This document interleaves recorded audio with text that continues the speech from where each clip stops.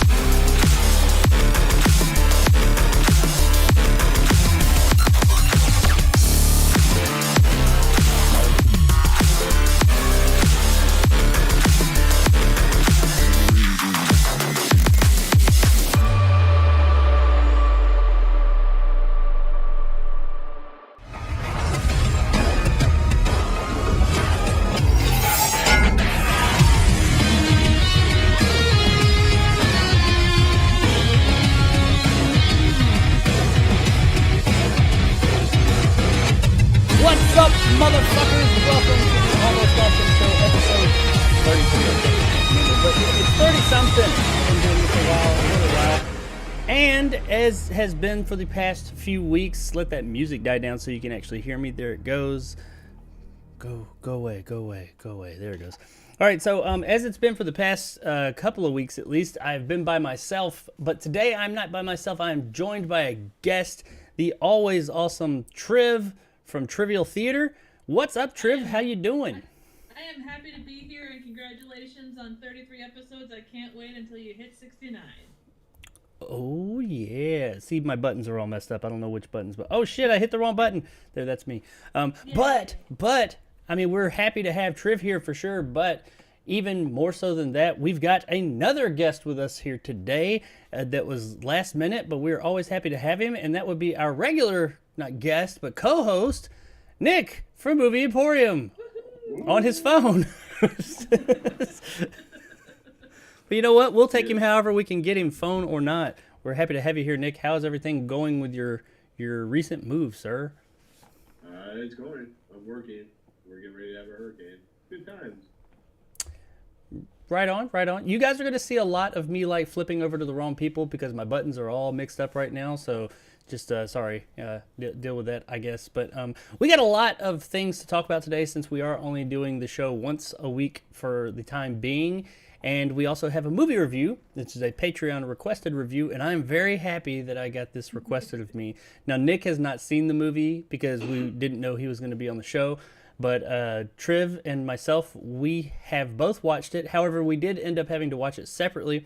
So while I have a decent idea of what I think she would think of it, I don't know for sure. So I'm looking forward to getting into that and seeing what all she thinks about this interesting little movie that we're going to talk about at about the halfway point. But Nick will just have to be along for the ride and see some of the clips because I'm better prepared this time. Super happy about that.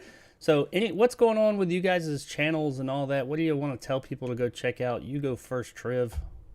I guess I did a whole bunch of stuff for Spooky Month. I was not eaten by demons, which was a nice thing. I do have a weird sort of kind of Halloween one that's going to be hopefully dropping today or tomorrow if my computer actually behaves itself and doesn't turn all potato on me. So we shall see. But that's kind of the nitty gritty at the moment.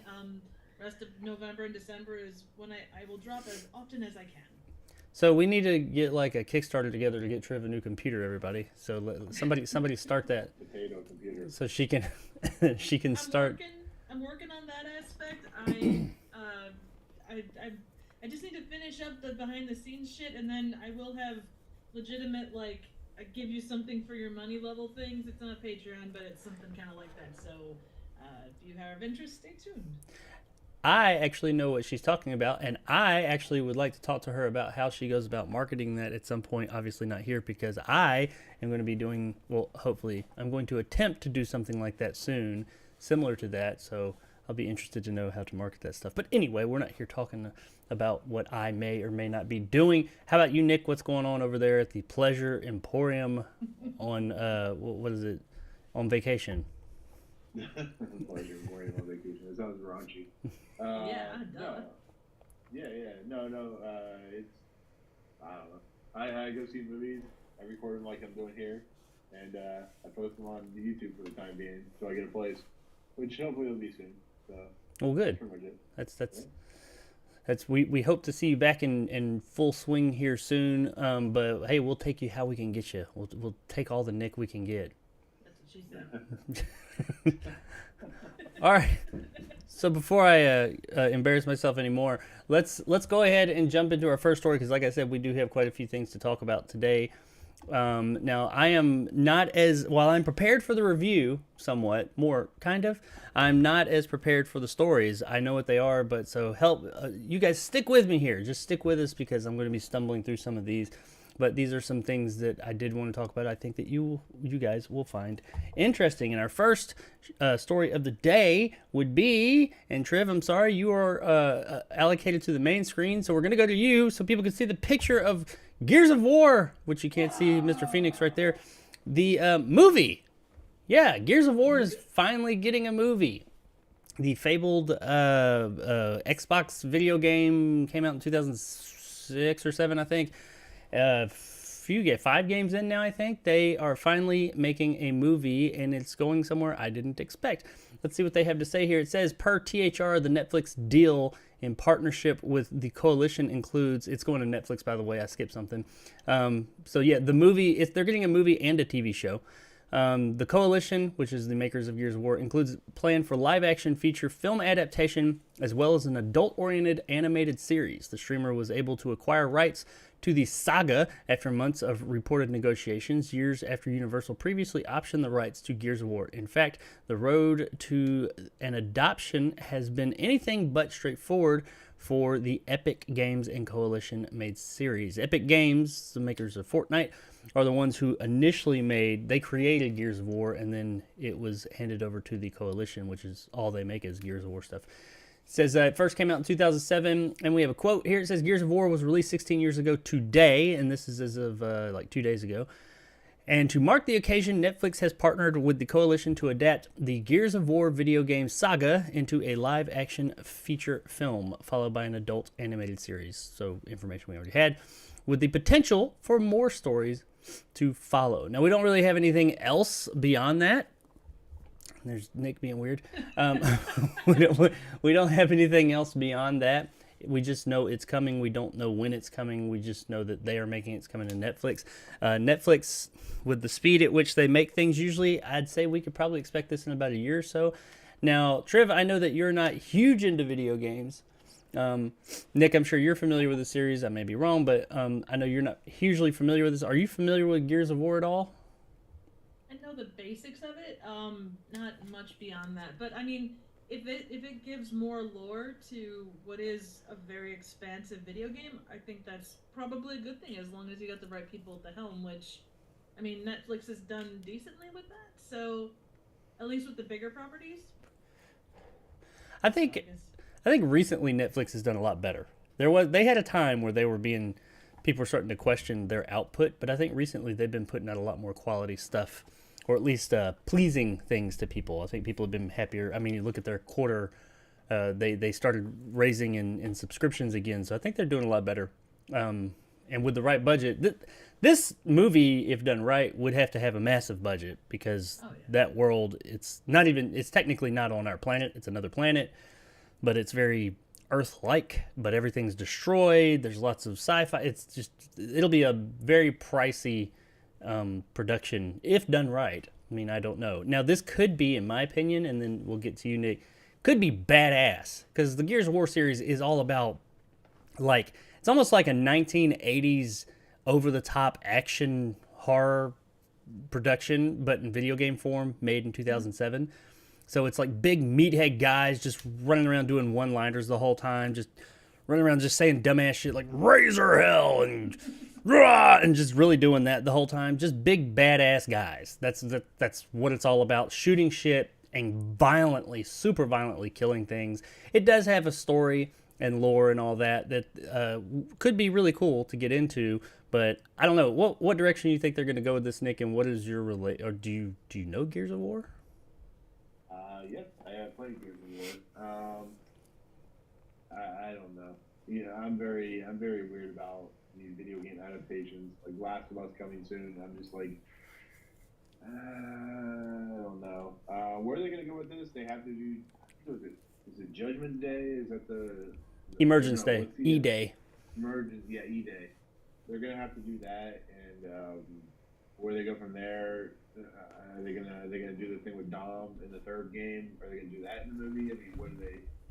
I don't know. They gotta cast the right people first. And they gotta get the right director for this type of thing. You know, I guess you could hire Zack Snyder. He's known for having huge bulking people in his movies. So. I like Zack Snyder, but I don't want him to make this movie. Now, honestly, Nick, when has anyone ever screwed up a movie or a video game to movie adaptation? I mean, you look at all the amazing video game adaptations, as you know, Jake can fully attest. And you know, I mean, look at the likes of Uwe Boll. I mean, that guy knows how to make a comic or a video game movie. Yeah. Oops. Yeah. So anyway. I never allowed back on, am I? Well, I You're fired. you're fired. Damn it! I think. Well, seeing as how we don't have a lot of information for this story as of yet, this could go really, really well and be like awesome and get them more subscribers. And just it could be a totally, because this is a very cinematic type of game and story, but it could be really cool, like I said, but it could go really bad as well.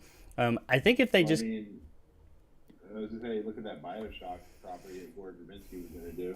That didn't go anywhere. Well, yeah, there's been, I mean, there's been Bioshock. There was the Halo movie. There was, which ended up finally being a show. 15 years later. There's been tons of them that it's like the best franchises out there that deserve like the cinematic or high dollar show treatment. Just don't get it. Just I don't know. That Last of Us one. I mean, who knows? It might be good. The trailer looked fine. I don't know. People are like losing their minds over it, and I'm like, you haven't even seen it yet. I mean, you're giving a lot of faith to these properties that. I don't know, but yeah, I'm excited. I love Gears of War, and I think this could be really cool. But I am going to be cautiously optimistic. I want to see a trailer. I want to see some sets, something. I want to see something of it other than just an announcement, and before I start getting truly excited about it. But there is a lot of lore in the Gears of War franchise, even though it is kind of dumb meatheads killing things. It could be cool, but we'll just have to wait and find out. I'm sure we'll hear something in the coming months. They'll have something. It doesn't say whether production is. I doubt production's like started up on it yet, but I'm sure they're gonna try and jump into it quickly. But I guess we'll find out here soon. You guys got anything else? Anything else you think for this story? I'm sure Trev's looking forward to his big bicep man. I mean, yeah. If it's gonna be like 80s or 80s type thing, I'm just gonna say it's like Conan the Barbarian and call it a day. Well, that it is very, and that is what Gears of War. It is very like 80s style. I mean, it's not 80s style as like far as its aesthetic. It's sci-fi and all that, but it's just kind of like that 80s big. You don't have like little guys. They're all big, beefy men just walking around, doing that. That's really all. I mean, big ass guys walking around with big muscles and grunting and shooting things. And there's chainsaws on the ends of their guns. I mean, Ooh. really, what else do you need? Exactly. I mean, that's what I say. But anyway, Gears of War, the show, animated show, and I will say that Netflix has done. My understanding, I haven't seen any of them, but they've done really well with their animated properties based on games. Like they have that Castlevania one that's supposed to be really good. What was it? League of Legends one's supposed to be good.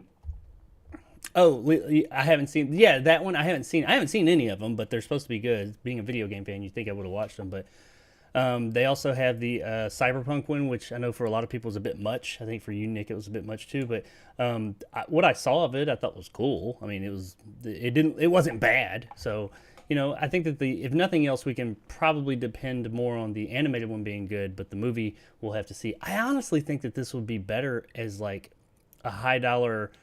That Last of Us, Halo, or like a Game of Thrones-esque show. I think that, it could be. Unless they plan on doing like a trilogy of movies, I guess it could be good then. I guess everything doesn't have to be a show, but I just want to see these characters and see what they do with it. But you guys let us know in the comments below what you think. Are you a Gears of War fan? Are you looking forward to this news? Or are you looking at it saying, no, not Netflix, this is going to be fucking terrible? Let us know in the comments below.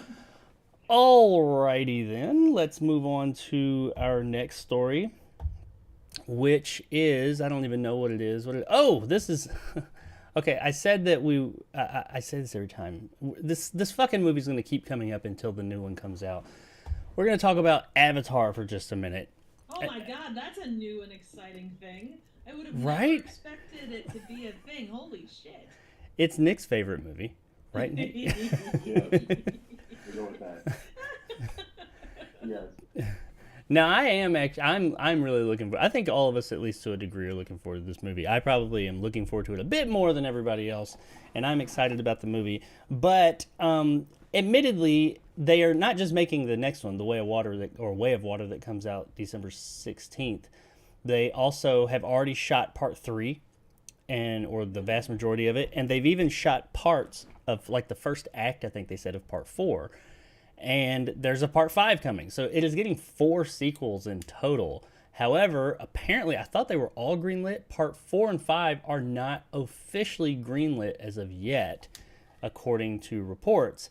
And now it is being said James Cameron has a backup plan. If Way of Water, pretty much, it seems like Way of Water is the determining factor whether we're going to get those other two sequels.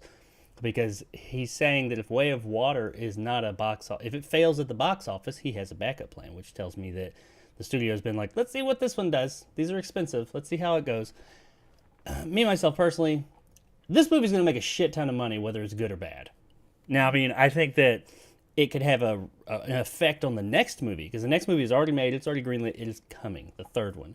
So if this one fails, it could really affect the next movie. It might not make as much, but this one will absolutely make a shit ton of money. But anyway, let's see what the story, according to them, he has a backup plan.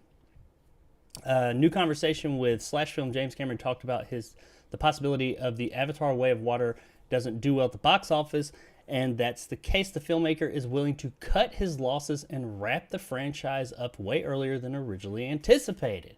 So in other words, he's saying, if they tell me I'm not going to get my 4 and 5, he has a backup plan to be able to wrap it all up with part 3, which I don't know if he went into it that way. If maybe he said, hey, let's shoot this, let's shoot that. I don't know. Does that mean that we don't need part 4 and 5? Have no idea, but he's saying the market could be telling us we're done in 3 months, or we might be semi-done, meaning, okay, let's complete the story within movie 3 and not go on endlessly. It's just not profitable, he explained. We're in a different world now than we were when I wrote the stuff. Even it's in a different world than when I wrote the stuff even. It's the 1-2 punch, the pandemic and streaming, or conversely, maybe we'll remind people that going to the theater is all about. The film definitely does that. The question is, how many people give a shit now? Well, I give a shit. How about you guys? Do you guys give a shit? For what? Oh, sorry. No, go For ahead. What Avatar did, the storyline of it I could give or take, but the visuals, I mean, that is the definition of what a movie-going experience is, whether you're talking that or Gravity or whatever. To see that on the big screen, I think it defines why we go to the movies. Like, if you go for a big epic, this is the kind of thing that you go for. And it is a blockbuster of whether we're talking 2022 or, 2001. So I think I'm excited for it just because the visuals look so incredibly beautiful. Like, they look amazing. And on that alone, I will definitely go see both in the theater. If you see, I don't know if you've seen the trailer for, I haven't seen the new movie, of course, but the new movie's trailer in IMAX 3D, I was able to see that. Oh, cool. That was, I had seen the trailer already, and I was like, oh, that's not the new trailer, but the teaser trailer. I had seen it, and I was like, yeah, that's cool. But when you see it in 3D, and IMAX may have had something to do with it, but just in 3D, holy fuck, that movie was amazing looking. That was absolutely gorgeous. And the little clip they had at the end of the re-release of Avatar, it looks, it could be teetotal shit when it comes to story, but it looks amazing. What about you, Nick? Have you seen the new trailer? Yeah, I have. I haven't seen it in theaters. I've just seen it on the computer. Yeah, even if the movie sucks, you can't deny it, like how good the movie's gonna look just from the water effects. Like literally, it literally looks like they're underwater. It's crazy. It's like real. Well, that's because they are. He put their asses underwater for a lot of the shoot. Well, and you think about how hard it is to work with hair in a CGI environment, even with the newer technologies. But the hair looks amazing. Like, these are the kind of movies that, again, whatever you think about them one way or the other, the visual effects are the kind that move things forward, and they inspire people to do more than that. Again, whatever you think of Cameron or the Avatar movies or whatever, I think. Well, I still think I like the story of the first Avatar. I mean, people make comparisons to other well-known stories and stuff, and that's fine. But I enjoy the story. I don't think it's like the best story ever made, but it serves the purpose of the film, and I enjoy that story. But I make no, and I really enjoy the movie, but I make no bones about it. I understand that movie's looks, the first one, and its technical prowess was definitely a huge part of getting people into the theater. But I think that technical side of the film did serve the film and getting butts and seats because it created this this fantastical world for people to go to, and this world that people were apparently depressed that they couldn't go live in and stuff back in. Anybody remember that shit? But Fantastical? Yeah. no, there were people. What was that? No, I was gonna say the kind of the nice thing about what they're doing or what James Cameron's doing is he's flipping back between 48 and 24 frames. So like the action sequences are gonna be like 48 frames, so it's gonna look like super crisp and clear, which is kind of cool. Yeah, and when 48 frames is when high frame rate's done correctly, it looks great. When it's not, you get The Hobbit. But yeah, I saw the second Hobbit in high frame rate, and I was like, "What? Am I watching a fucking soap opera?" But anyway, so yeah, I don't think, like I said, I do not think that this movie is going to be a commercial failure. This movie is going to make bank. It's going to make its money back. It's going to make a profit.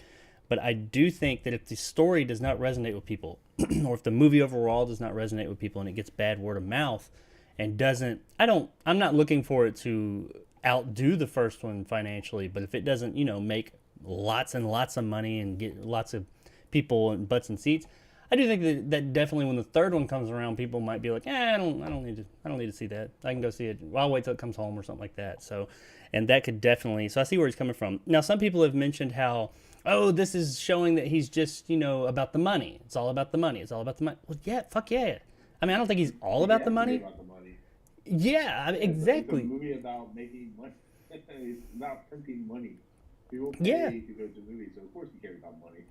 And anybody, that's what I'm getting at, is I do think that James Cameron there's the art and the artistry side of things is important to him, but that's one of the reasons I think he's been successful is because he's not all about the money and he's not all about the art. He's in the middle. He understands that this is an artistic place that I work in, but it's a business too. And I am not able to make these really expensive movies and do these things I want to do if I don't have if it's not profitable. So he's a businessman. I do think he's an artist first and then a businessman, and that's why his movies are so successful. But to sit here and say that there's no business side to films whatsoever and people giving him a hard time for saying these things about it being profitable or not, that's just ridiculous. The film industry is a business at the end of the day. It is what it is. I mean, there's an artistic side to it, a huge side to it. But if you ain't making money, you ain't making movies. So that is just what it is. So I don't know. Do you guys think that we're going to get a 4 and 5 based on just what little knowledge we have thus far? It's a good question. Like I say, I think it depends. How this one comes out the gate is going to define a lot of how it goes. And it's been such a long time since the last one. It's either going to be a slam or a grand slam, or people are going to be like you said, moving on from what it was, or moving on from that style of thing. Yeah, and the people keep bringing up how long it's been and nobody cares, and it's been 13 years. Yeah, well, there was a little movie that came out this year called Top Gun Maverick. True. It depends on how it's done. Yeah, absolutely. I mean, that movie, it's doing all right. It's doing pretty good, I think. It's a little. And all these legacy sequels are doing well. I don't know if I would consider this a legacy sequel. I think they do consider this a legacy sequel, but I don't. I consider 20, 30 years more legacy sequel. But, I mean, these legacy sequels, these sequels that have been a long time in the works, they're all doing really well. But once again, I think a lot of that has to do with if they are done well. Because if they're not done well, you get Hocus Pocus too. Ooh. What about you? That right there is a hot take. Holy shit. I didn't care for that. I didn't care for the first one though, so whatever. This isn't Hocus Pocus, this is Avatar. But Actually, the original writer didn't care for the second one. Damn. Exactly. But no, and I do think I'm with you, Triv. I have no idea if we're going to get 4 and 5 because a lot of it just depends on the people out there. It can be a great movie. That doesn't mean everybody's going to go see it. Tons of great movies come out every year and nobody sees them.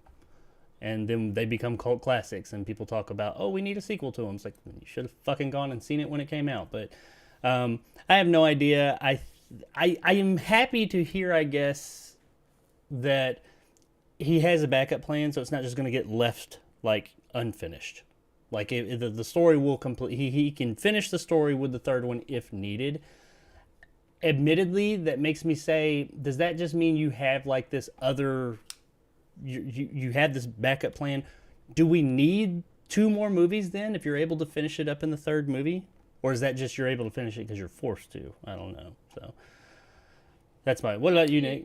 Oh, I'm sorry. What was that, Trish? Oh, I'm just gonna say it might be a case too where, because of the way that so many things have gone, and you look at all the stuff that has been canceled before it gets to the point where it's done. I think he just maybe is putting a failsafe on things. So like, Yeah. like so many of these, like, and this is a terrible example, but for some reason it's the only one that comes to mind. Like the Thorn trilogy of Halloween. As bad as that was, they had like an arc, and it finished its arc and moved on. And then all of a sudden, all these other movies come out after that, but they still, completed the arc, I guess. It definitely did something. Yeah, I'm sorry, that's a terrible example. I apologize. Well, That's like the worst example possible. I'll give another example of something that didn't finish. That, I mean, a lot of people don't love this series, but it is what it is. It is a series that didn't finish, and that would be the Divergent series. Oh yeah. Probably nobody ever thought we'd be having to talk about Divergent and Avatar in the same breath, but the Divergent series had 1 more movie to go, and since the last one did so poorly, we just, or whoever wanted it, just never got that. There's literally no end to that. They tried to get a series going, like a show on TV to finish it up, and it's just left out there in limbo. Just, you'll never know the end of. I mean, you can read the books, but you'll never know what happened to those characters. I don't really know if that many people cared, but it is what it is. How about you, Nick? What are your comments on all this? Yeah. You're just saddened by Divergent that I brought it up, aren't you? I'm gonna make a movie called Like a Divergent. Hey, at least it's a better example than mine. Holy shit. I mean, we Nah. can talk about the other trilogy that was Halloween and how that didn't have a proper ending. We don't talk about that. Like crashed a bit. We already talked about that enough. Well, yeah, so Avatar, ladies and gents, we're going to get an end to it either way, but we may not be getting that 4th and 5th movie. But just know, I guess this is a positive story at the end of the day, because we know we're getting a 3rd movie at least, because it's already made.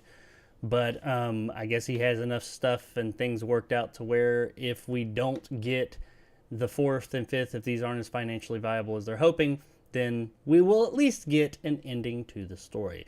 But what do you guys think out there? Are you looking forward to Avatar 2, 3, 4, 5, 6, 7, 8, 9, 10? And do you think we're going to get a 4 and 5? Honestly, that's not even one. There's no way to really know. Do you want a 4 and 5? Or are you just cool with, hey, ended at 3? Let us know in the comments below. Okie dokie. We got... Yeah, okie dokies and artichokes or whatever.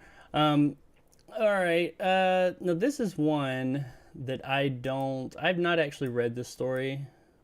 My basic ass just saw the byline and wanted to talk about it. And that would be James Gunn and the DC. There you can see it. Oh, Sherv's in front of it, but it's all good. It just says DC. But James Gunn and the DCU.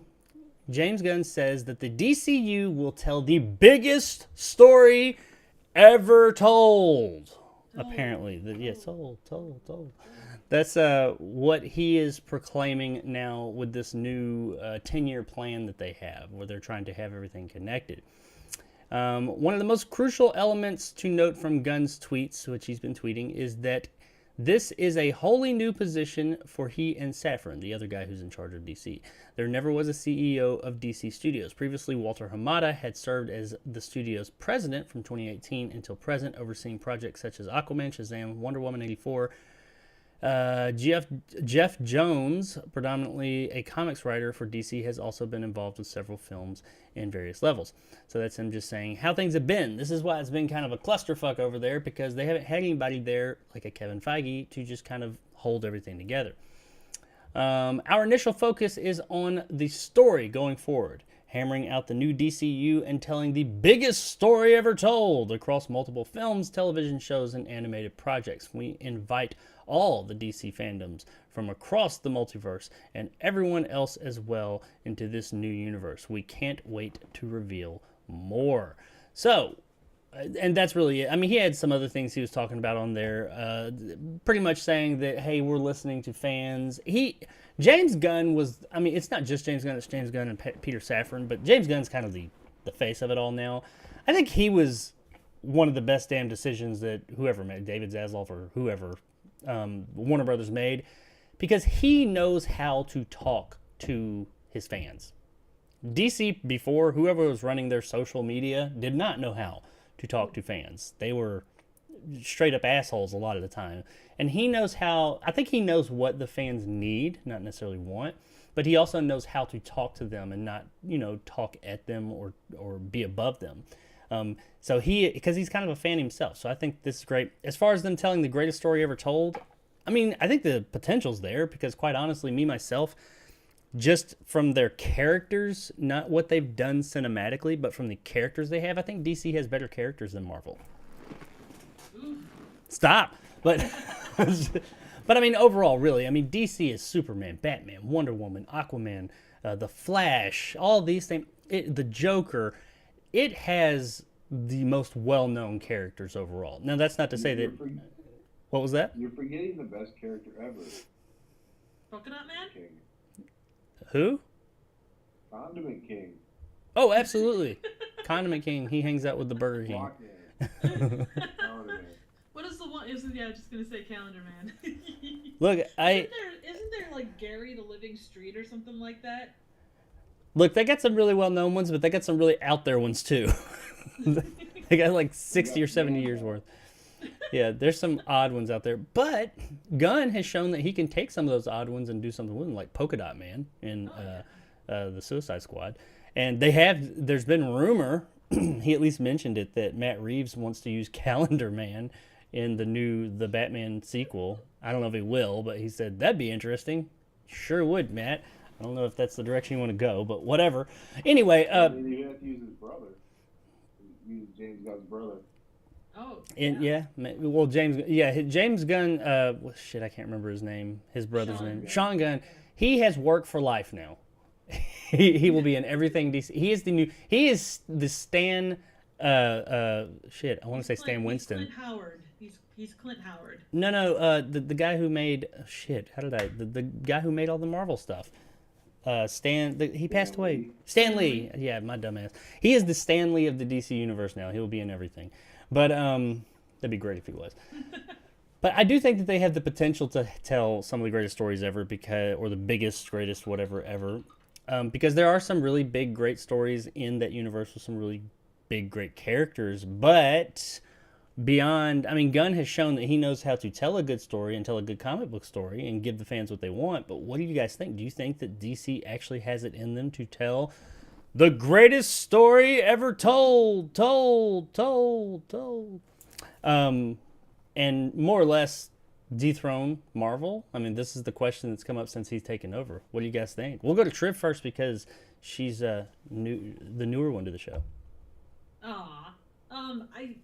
Being I have the DC logo behind me, you can take everything I say as absolute gospel. I think it depends on how they spin it. It's like anything else, you have to have the planning behind the scenes. Otherwise, you've got stuff all over the place. You can tell great stories, like you said, of weird characters or even of your mainstays, but it has to be done in a way that respects the property and, takes it in a direction that, I don't know. That Marvel has set such a tone. I think that DC's gonna define their own way. But I think James Gunn is probably one of the better ones to do it. He knows. What I like about DC is I think that they are in a position right now that does put them a little bit above Marvel in one way, is that everything doesn't have to be this PG-13 family fun flick. Sure. But it can still be in the same universe.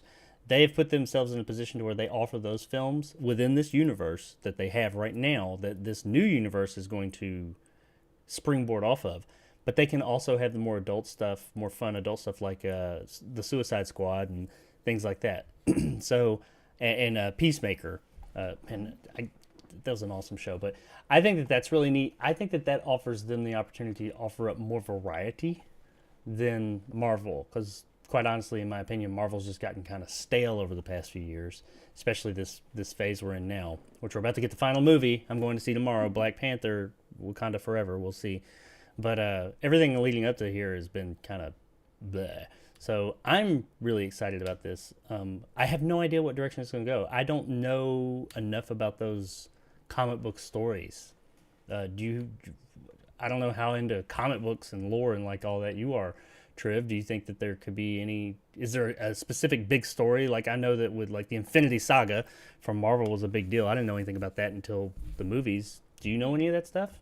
Just from the animated pieces, so I don't know the comic books per se, but I've watched quite a bit of their animated stuff, which, real quick side note, I'm glad that they included, saying that they could bring it out through animated projects, because DC just excels at their animated stuff. Yes, they do. So good. I would assume, like, it has to be something with Apocalypse, wouldn't you think? Like, it has to build up to something that big, or maybe, like, where they meet their doppelgangers from the other universe. Yeah, I hope they stray away from the multiverse stuff for a little bit, because everybody's doing multiverse stuff right now, and I would rather them do that later. I mean, that's me personally. There's a part of me that wants to see that, but it's like I want them to be different. I want a DC movie experience to be something fresh, something new. I don't want to feel like that, because everybody's already going to accuse them of riding the coattails of Marvel, and that's what Marvel's leaning into right now.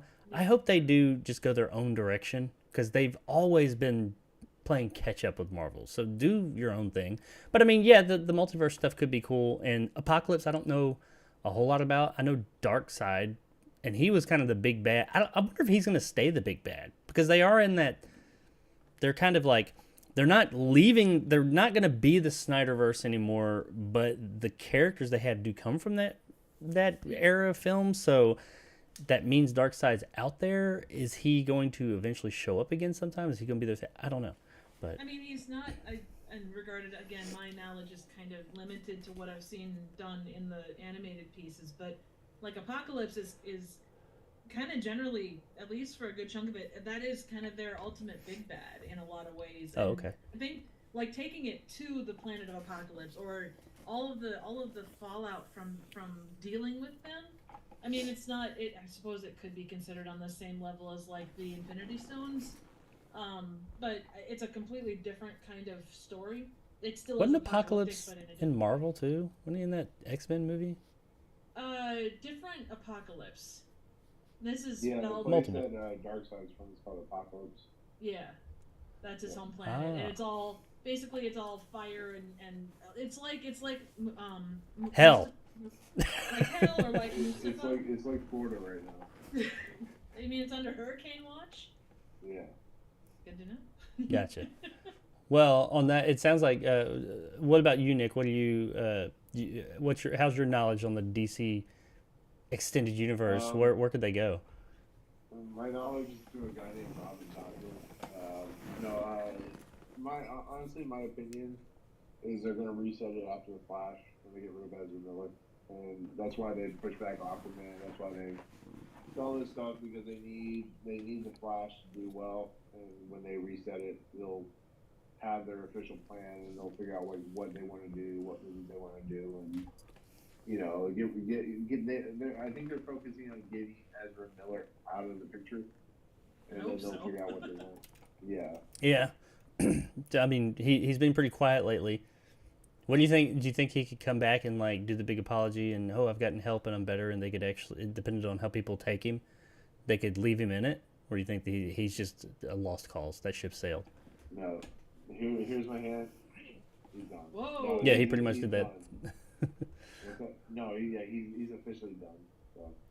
Gotcha. Well, I guess the other question for you would be: do you still stand firm to you are not going to go see The Flash? Can I do that motion? No, I don't want to get in trouble. I'm not seeing it. I'm sorry. I refuse. I can't wait to see that shit show. I hope it's The awesome. problem is it's supposed to be not a shit show. It's supposed to be good. Yeah, that's what I've heard. He's a shit show, but the movie's supposed to actually be really good. Now they're reworking a lot of stuff in it right now, but Oh, I'm sure. So- The power of editing. Yeah, it might get hacked all to shit. So, but yeah, I'm with you. I think that maybe that's when we probably. I don't think we're going to hear any of these details for a while. He does say he's looking forward to revealing more soon, but I mean, summer 2023 in the grand scheme of things is soon. So I do think that that's when we're going to see more, have a little bit better idea of what direction this is going, and then probably something like DC fandom next year. I bet they'll do that again, and we'll get more details of it then. But I mean, according to James Gunn, which he's got a good track record right now, especially with DC and even with Marvel, they are going to tell the biggest story ever told. So they're going to tell the story of the Grateful Dead, or like the birth of Jesus. Or like Jesus. Jesus Christ, Vampire Hunter. I mean, that is the greatest story ever told. Let's be honest. Nothing will ever match that. One we're going to talk about here in a little bit might be a great story told too. Oh my God, yes. Anyway, what do you guys think out there in YouTube world? Do you think that? Do you have any ideas? What is their Infinity Saga, if you will, or whatever? Do you have any ideas of what he could mean by the biggest or greatest? He said biggest story ever told.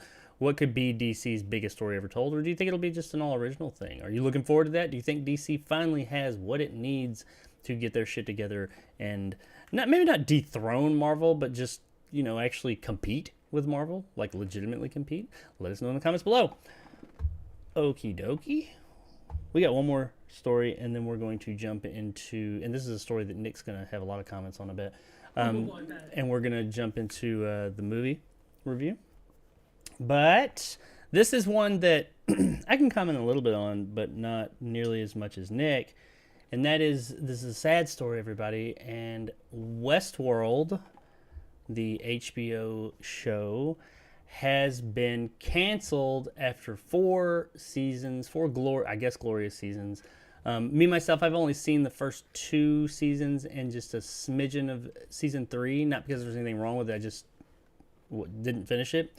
I'd planned on actually real soon getting back into it because I'd heard season 4 was really good, and I was looking forward to the forthcoming 5th season, but not happening. So we're only getting this one. Let's see what they got to say about it. Announcement came nearly 3 months after season 4's final, but as recently as last month, co-showrunner Jonathan Jonah Nolan told Deadline that the show was still in discussions of returning. We had always conceived of a 5th and final season, he said. We're still in conversations with the network's co-creator Lisa Joy echoed the sentiments and indicated the series had a planned conclusion. Jonah and I had always had an ending in mind that we hope to reach, she said. We have not quite reached yet. Unfortunately, but not surprisingly, it seems those conversations brought the series to its end. Looks like season 2 premiere bolstered. It's just been going down. Reading these, their viewership has been going down since season 2. And Westworld earned 54 Emmys overall during its run, but it has now been canceled and is not getting that 5th season, which takes us back to the story we were talking about earlier, how it's just, I guess, not going to get an end. I don't know. We're going to go to Nick here in a minute, who this is his face right now. But season 4 of Westworld saw the return of star-studded veteran cast members Evan Rachel Wood, Ed Harris, Tessa Thompson, Thandie Newton, Jeffrey Wright, Luke Hemsworth, James Marsden, yada, yada, yada, yada. Aaron Paul's in it? I didn't know that. Lots of people. And it was historically been one of the most expensive shows for the network.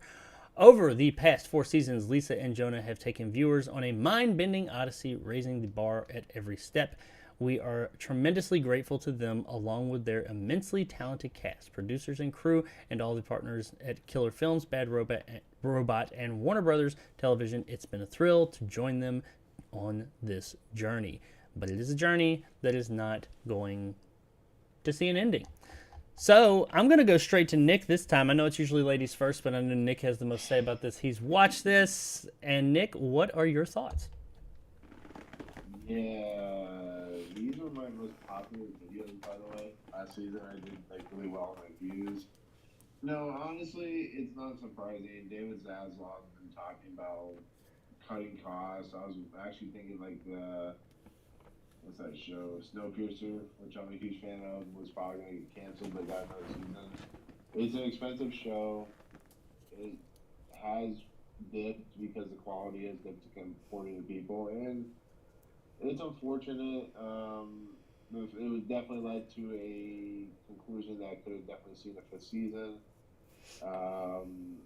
Did season 4 end in a place that could be a conclusion and just like left it open, or is it kind of like, oh, somebody's like literally on a cliff hanging or something like that? Like, is it a cliffhanger and then you're like, fuck, I'm never gonna see what happened? Well, either of you guys planning on watching it? Eventually, but I mean, I'm not worried about. You don't have to spoil it, but does it have a good enough ending, or is this just like really a bummer? It does have an ending that I guess you could be finite, but there's a portion at the very end that leads into a way for a fifth season to happen, I guess. It just really sucks because I'm tired. This is why I don't get committed to shows, especially streaming service shows, because you get so invested in these shows, and then they just like, no, we're canceling it. Netflix does this all the time when they cancel the show, and it's just like, why do I waste my time? I'm just gonna go watch The Simpsons or Friends again, because at least I know those are completed. Like this, it kind of breaks my heart because I wanted to see that fifth season, and I don't know. Do you think there's a chance that maybe we'll get a Firefly situation where maybe they'll do a movie to wrap it all up? It sounds like viewership was down, so I don't know. It's who knows. If so, maybe like he literally is like chopped the head off the snake. And yeah, I I liked Westworld. It had not started to like go down in quality for me, but I hadn't seen season 3, so I can't speak to the quality of what happened after what I've seen, but I mean, I was really digging it, and I was really looking forward to watching more, and I enjoyed it. But I mean, you can't deny the numbers. It does show. I'm looking at all the numbers, how it's just going down in viewership every season. So I mean, it's one of those unfortunate things where I understand why they did it, but that doesn't mean I have to like it. Me myself personally. Triv, did you ever watch Westworld? What were your thoughts on it? I've seen the movies, but that's kind of all I've caught. I am a terrible person when it comes to committing to a TV show like from the start, so I know that there's a lot of shit I've missed. But Well, me too. I haven't even watched season 3 and 4. well, you at least caught part of it. But I mean, with any of these shows, it sucks that they can't get they don't give them enough. Like, okay, we're gonna give you a budget for a half season. You know, finish up what you need to finish up. Do it the best way you can. Call it a day. I know that that's not the way that any of these guys work. Because look at the history of TV.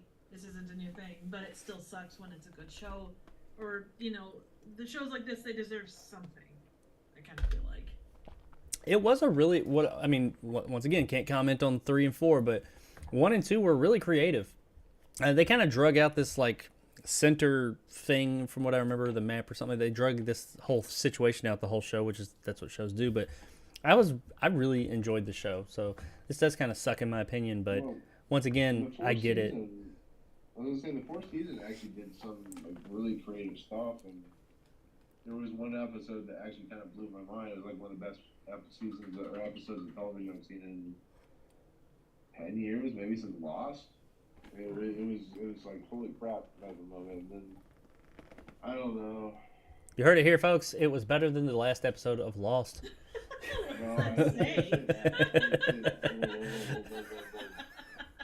Put that on a t-shirt. Let's Where's clip my that. picture of that horse again? Let's clip Nick right now, and then we'll go from there. It's better than the last episode of Lost. Yeah. Yep, exactly. Oh, and now we see what he really thinks about Westworld. No, sir, you didn't like it.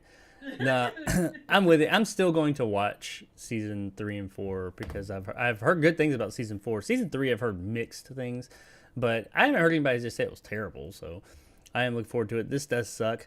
But what about you guys out there? Do we have any Westworld fans in the in the comments? Are you saddened by this? Do you understand it? Once again, like I said, I'm saddened by it, but I get it. I mean, looking at the numbers, they can't be denied. It does have quite the decline over the seasons as it went on. And like we were talking about with Avatar, these shows, just like movies, they are, while it is an art form, they're a business also. And the business guys are there to do their job, and their job is to make sure that they're making money off of these things. And if they're not, they got to cut their losses. And that sucks. That sucks because I really enjoyed this show, but I get it at the same time. It's a tough pill to swallow. But you guys out there, let us know in the comments below what you thought or what you think. Were you looking forward to season 5? Are you saddened by the cancellation of the show? Did you ever even watch Westworld? And what did you think about all of that? Okay. Now, the part that I've been looking forward to, besides another story after this that I'm really looking forward to as well. We're going to do a movie review. Now, this is a patron-requested review of a little film titled Donnie's Bar Mitzvah. Now, I had never heard of this movie. It came out in 2021 or 2020, one of those. It was it 2020? Okay, because I saw something said 2020. Hell, in the credits it said 2019. So I don't somewhere it came out recently, but I'd never heard of it. It is a mockumentary style movie, kind of like The Office. I liken it to The Office, but a lot more raunchy. Oh my god. It is so horny. Like I've never been to a bar mitzvah, but my god. But if that's anything like what an actual bar mitzvah is like, bar mitzvahs are really fucking horny. Dude, after watching this movie, I wish I was Jewish so I could have a bar mitzvah if this is what bar mitzvahs are like. Jesus. Also, we'll get to it later, but damn, those life processes, I didn't realize how fast they could really honestly go. Holy crap. Right? Now, as I said at the top of the show, Triv and I have watched this movie. We watched it separately, so I don't know all of her thoughts on it. But Nick did not have a chance to watch it, so he's going to be along for the ride and just get to see some of these fantastic clips that I have for us today on the film. And we're not going to do a beat for beat for the movie. It's not that kind of movie. But we are just going to kind of give our thoughts. And I'll... well, actually, I'm gonna switch to Triv. And Triv, just what is your... I'm sorry. Before I get started, I did want to say this is a patron request from like I did a few weeks ago for my top tier patron Silverlock. He did recently have a loss in his family, and hate to hear that. He had asked, hey, am I going to get one of these this month? Because he gets to request of me once a month one movie for me to review. With the show and everything, I fell a little behind, so that's why you've actually seen a couple of these on the channel if you watch my channel, because I was getting caught up. And so I wanted to do this one for him. Hopefully he enjoys this. Silverlock, hope everything's going well with you. Hope you're good, and hope you enjoy the review. Now, I would like to switch over to Triv. And Triv, just give us your basic, thoughts on a synopsis of Donnie's Bar Mitzvah. This movie is... I don't even know. It's like everyone. It's like any family gathering cranked up to 11. So the basic synopsis is Donnie is having a bar mitzvah, and his family, they've got top shelf liquor. I mean, the amount of cash dropped on this thing is like insane. And they make use of all the liquor. They make use of plungers and head swords and oh my god. Plungers. They make lots of use of plungers. God, it really feels like a sketch. Like everyone in the writer's room was like, okay, what is the weirdest thing that's ever happened? Okay, we're putting that in. I don't know how many of these things are normal for a bar mitzvah, but oh my god. So none of it could possibly be normal for a bar mitzvah. And I agree. This seems like the vast majority of it was ad-libbed. Oh yeah. In my opinion. Or maybe they gave out the basics. But it's a hard movie to describe because, there is a flow to it, but there's no flow to it. Like, Donnie is, his whole family's at the bar mitzvah. He's got 2 older siblings. No one really likes each other. There's matchmaking. Well, some of them like each other, or some of them like others. There's a weird amount of like anal stuff that goes on. It's just there's whole lot of because anal. All right, real quick, give just a little bit of information about it. Oh, please do, because I am not doing a good job. It's directed by Jonathan Kaufman. I don't know if there's any relation to Andy Kaufman, but I would believe it if there was. The synopsis on IMDb for this movie says, Donnie Drucker's 1998 Bar Mitzvah VHS tape. That's it. That's the synopsis. Oh my god! And it's like from moment one, like the way that it goes, you get the notion that this is like gonna be a wild ride of a movie. And oh my god, like I don't think I stopped laughing the entire time because it is so ridiculous. I mean, it's like it reminded me of it's like this weird awkward thing. It's like if JD from Scrubs was a movie, this would be him. Like every awkward sexual encounter, every single character. There's even a dude that drinks appleteenies. I mean, it is. Yeah, it's. It's something. It's something. It's something, and it has all those great VHS effects. Like it would have been done back in the day, like video toaster levels of like graphics and like even the tracking and oh my god. Yeah, well that is pretty much what the movie is. It is beyond all the oddness in it. It is pretty much what you look at this Donnie Drucker's 1998 Bar Mitzvah VHS tape and we're like, what the hell kind of synopsis is that? That is what it is. It is more or less, if this situation happened, it's a videotaped version of this party. Actually, I think the movie's original name was called Donnie's Party, and it has tracking throughout it, and like Triv said, like all these weird effects that somebody added in with like some type of like cheap effects board you got it at one of those electronic stores back in the day or something like that. And it's a VHS tape of this extremely weird fucking party, and it takes place in 1998. At one point, there's a graphic that comes on screen that I think it's supposed to be for Donnie, like I Love Donnie. No, it wouldn't. Yeah. Yes, I got a clip of that. Okay, I won't say anything more than. But this graphic that comes up, it's like, oh my god, it is weird and horny. Like that's the best way I can describe it. Yes, yeah, horny is one way. Now, I mean, as far as like who's in this movie, I'm not familiar with many of these people. Some of them looked familiar by face, but name-wise I'm not. We have Donnie played by Steele Stebbins. Gerald played by Jeremy Tardy. He looked really familiar. There's really not anybody else in it besides Danny Trejo has a cameo in it. Yes. There's some, like I said, there's people in it. John DeLuca is Bobby. There's people that I've seen before, but there's not like any. Danny Trejo is the biggest name in the movie, and he's not in it a ton. But I mean, there's not. These are just people that you really I haven't ever heard of or ever really maybe seen here or there in some bit parts.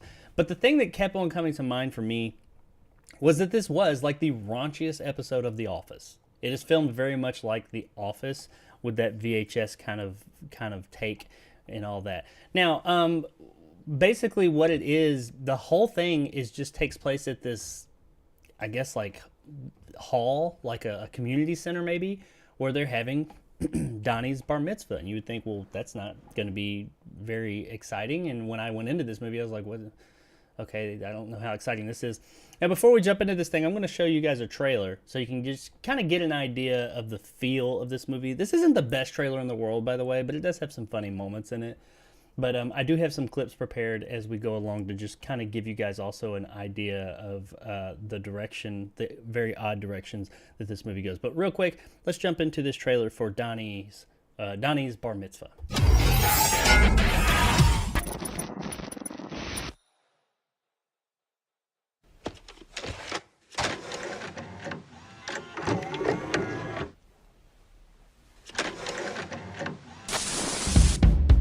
Hey, Donnie! Donnie, if you're watching this, I want to say thank you for inviting me. Donnie, the night was great. This was the craziest day of my 13 years of living. Hey, Donnie!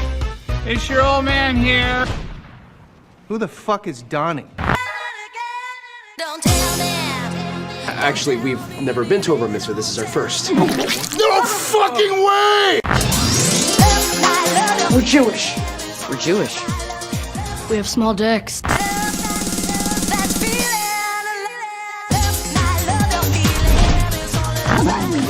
Are you serious? You've never done anal? Oh, it is the best. It's amazing. Tell him this. I hate it.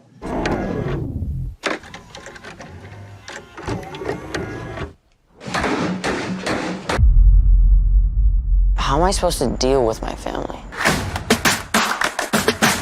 Dude, every family's fucked up. That's what makes a family a family. And the sooner you accept the fucked upness of your family, that's when you actually are a family. 4 out of 5 critics agree. It's a movie. We're gonna look like idiots out there. Don't you dare embarrass me.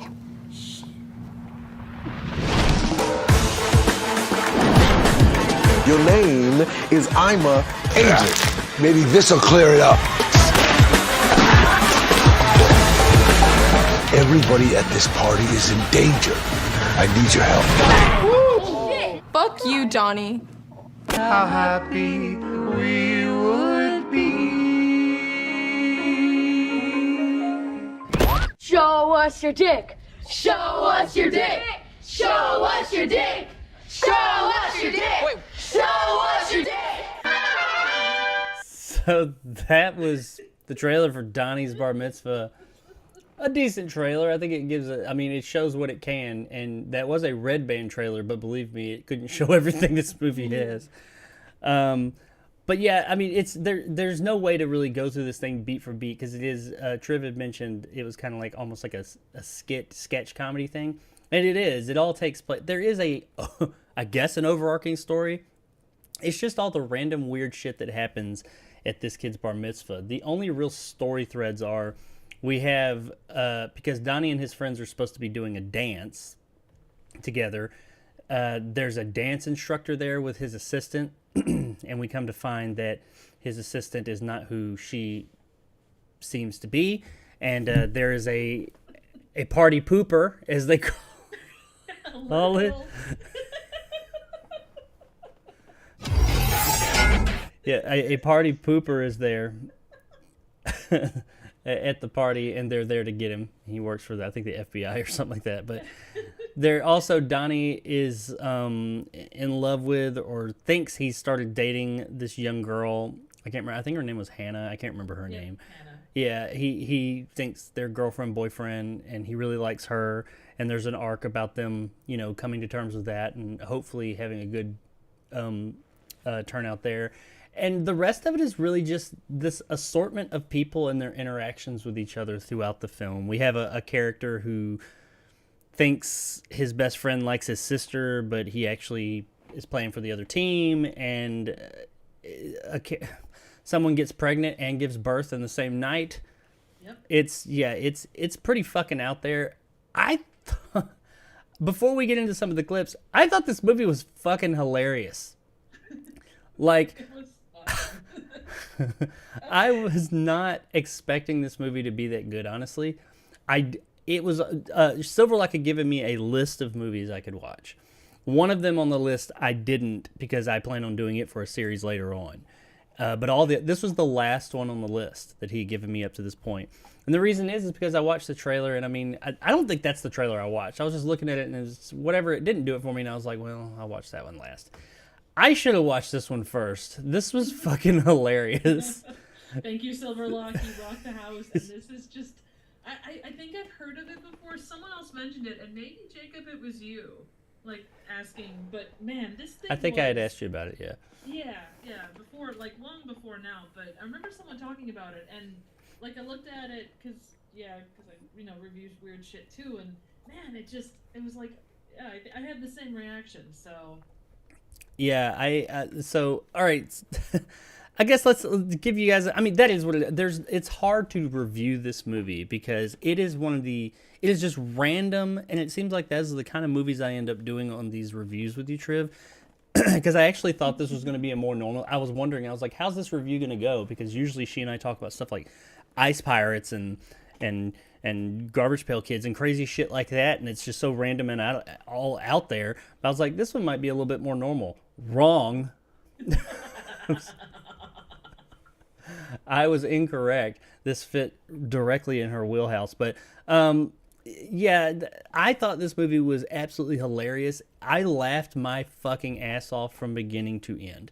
Like, it never got old because it was so fucking out there. It's stupid, it's ridiculous, but it was such a good time. If I'll just, before we get into some of the nitty gritty details, if you're looking for a funny as hell movie and you are okay with a heavy dose of raunch, then check this one out. If you are offended by any kind of raunchy stuff, don't watch this movie. Don't watch this review because I'm going to show some shit in a few minutes. But this movie is raunchy as shit. It pushes boundaries too, but it's so fucking out there, just crazy out there. But how about you, Triv? What'd you think? I mean, you gave us a little bit of an idea, but did you like the film? Was it top of 2021? Actually, yes, it was. Like, this movie is just, I didn't stop laughing the entire time. Like, just because it keeps upping itself every, and not even that it's funnier moments, but the moments just come out of nowhere. Like, there's two people going at it behind this photo screen where people are like doing the Hollywood thing. And then they're like, oh, why do you have a plunger? And then all of a sudden both of them flip around and then you hear, and it's just like, what the hell just happened? Yeah, she fucks him in the ass with the plunger, by the way. And he loves it. But, yeah, I mean, to give you guys an idea, like in the beginning, and it is very much like this kid's bar mitzvah tape, like a wedding tape, if you will. It's a tape someone spliced together of events of the evening where somebody was just walking around with a camera. But, like, it has these weird montages as it goes along. And you just, like, all of a sudden, it'll be sitting there and it's just going through, like, in the very beginning, it does random, it'll just show people, and it's normal, and some of them are doing weird shit, and you're just kind of like, haha. But then it has stuff like Mr. Ranch Hands, and you're like, what the fuck? And it just, like, you have this, and that's all good and normal, and then, the fuck is this? What? And I do think what's happening, I'm assuming what is probably the production company for that did this, or the main one, is with a side of ranch. So I'm assuming that is probably their kind of go-to thing. Yeah, and I mean, I guess it's, but it like, I think you said it comes up one other time, but they never address it. It never comes up. It's never like, why is this person just got hands covered in ranch? It's just he's there. He shows up in the background every now and then. It's really fucking out there. You had made reference to a while ago, like the weird transitions they have and stuff like that. We've got this moment when, like, Donnie meets Hannah and he's asking her, how are you liking the night and all that? And she's like, oh, I'm liking it. And this is the kind of comedy. It has like these transitions that they'll have. He'll throw up a transition and it's not really what happens on screen. The transition is the funny part. Like when they meet and it just shows all of a sudden, like, you look very pretty. Thanks. Oh yeah, everything's great. It's fine. I love DP. What the fuck? I mean, what the fuck is going on here? But yeah, this movie. Hang on, just 1 second, guys. I'm gonna do something. Make this a little bit smoother. Hate to break the flow up here. No, that's okay. There's also stuff like, you talk about the weird stuff that happens. There's like this camera guy that looks like he's had way too much time spent like at various weird events, and he's sitting there like screaming cheese, and they take like the family is arguing like nobody's damn business, and then all of a sudden you see them like pose for the picture, and then it goes back to them screaming at each other, and like shirts come off, and it gets really weird, and he yells cheese. Oh yeah, the cheese guy. He just kept on. He would say like, "Oh, cheese" to him, and they'd be like, "Blah, blah, blah, blah." And then they'd like take their poses every time for the picture. That was some good shit. Nick, what about you? Have you even ever? I know that you didn't watch this movie, but have you ever even heard of this movie? Nick? I think we lost Nick. I think we did too. It's a nice hand, though. Yeah, good hand. His lifeline is very long. I don't think Nick can hear us. All right. That is not a ranch hand. We'll get Nick's thoughts on the film later on in just a little bit. But so that we don't keep this thing too long, yeah, they and the movie just goes on and it follows around, and you have this. It's like all these little vignette like threads. Like you've got this one guy, Donnie's dad, who everybody's relationship, everybody who has a relationship in the film is unhappy, by the way. But Donnie's dad, apparently, we find out is, we don't find out until closer to the end of the movie, but he's gay. But Donnie's son, or Donnie's brother, his older brother, who is like this ladies' man, he's the one who got the plunger to the ass with his. Was she a teacher? His teacher, or something? I think so. And she's a mature lady, but her body has maintained its goodness. Yeah. Despite age. Yeah, his 18-year-old brother tries to hook up with her old teacher, and they do, and she fucks him in the ass with a plunger. But she's the one who ends up pregnant in the same night, by the way. Like, and gives birth, yeah, at the end of the movie. But in the same night, in the same party, she gives birth in the middle of the party too. A gunfight as well. But where else would you give birth? I mean, right. But did you also notice that the baby was not? Oh yeah, yeah, we're gonna get there. But okay, cool.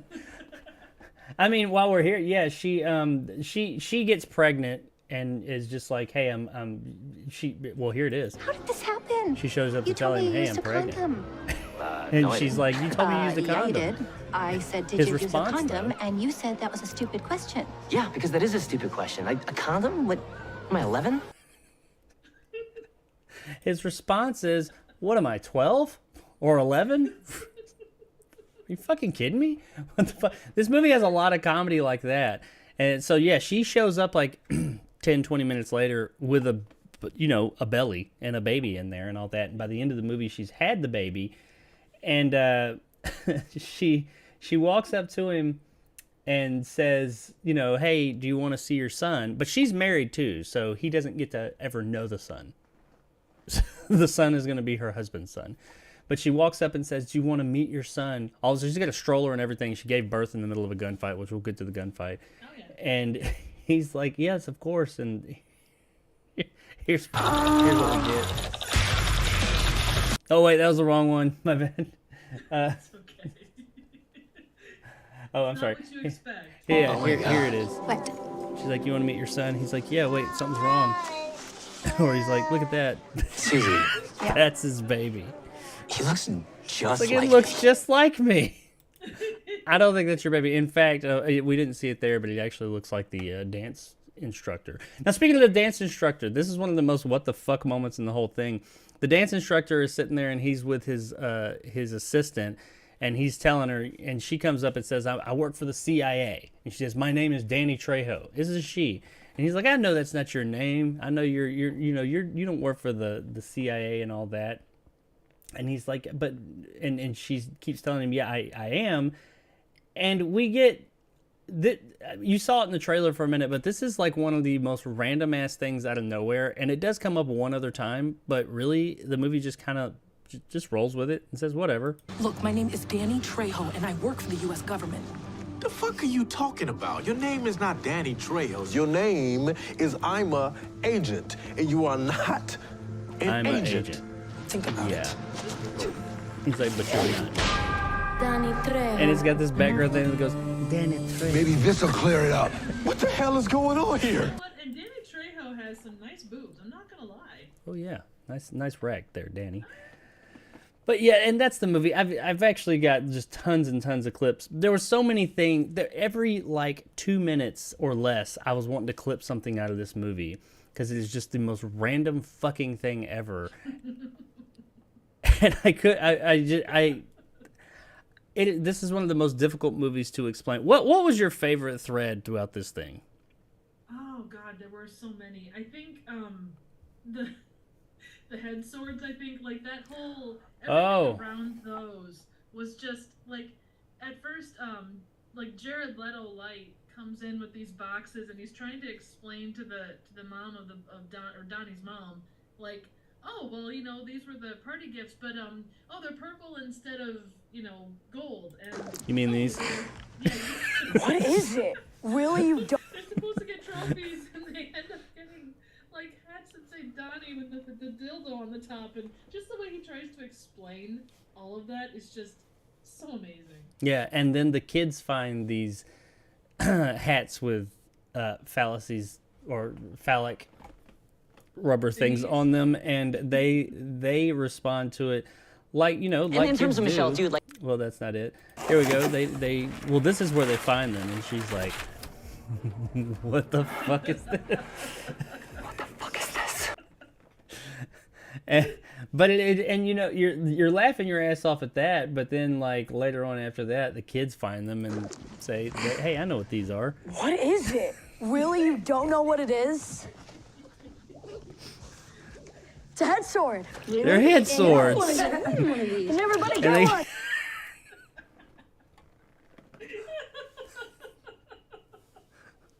What in the fuck is going on with this movie, man? The Have You Ever, or sorry, Truth or Dare. Oh, yeah, that yeah. whole game too. Oh my god, what the hell? Have you ever done anal or whatever she says? The guy finds out his wife has done anal, or no, she wants to do anal.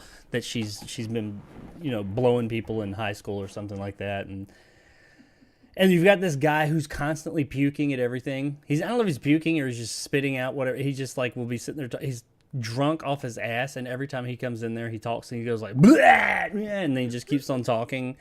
It's like a drunk uncle or something like that. I don't fucking know. Yeah, and the movie goes places, man. It goes into Where's Waldo? Waldo is the villain of the movie. It's a literal party pooper, and yeah, he oh my shits God, the floor. Oh god. He goes looking for Waldo, and like the dance instructor's trying to find Waldo, and when he finds him, we get there's Waldo right there, and he's like, Freeze, motherfucker! we're the one who fucks mothers. And they get this shootout in the middle of this whole thing. Now, I don't know if you noticed it. One of the funny, it's actually a post-credit scene as well. Did you see the post-credit scene? I don't think I did. It's just it plays off of something that was in that part right there. After they have this shootout and everybody gets good, and Donnie notices that the party pooper is lactose intolerant. That's why he was pooping, and that's why he has such issues. And he's lactose intolerant, so he decides, I'm going to let him stay around and show good faith and all this and that. Yeah, it's a sweet moment. And as everybody's like going around like, yay, and you know, good thing, we have this little girl in the background because they just had a shootout. Mommy, wake up. She's sitting there with her dead mother going, Mommy, wake up. And nobody gives a shit that there's a dead body there. And that's in the post-credits as well, but everybody's gone. It's like that dance hall is empty, and she's just sitting there like, Mommy, why won't you get up? It's fucking horrible. But I would also add the Oh, hacking please. scene is so classically like 90s, the way that he does it. The hacking scene. The dance instructor, like they go in to try and figure out Where's Waldo or what Waldo looks Oh, yes. It has one of the most the most epic hack scenes. It is one. You're right. It is very 90s with the sweat and everything. Like he just like.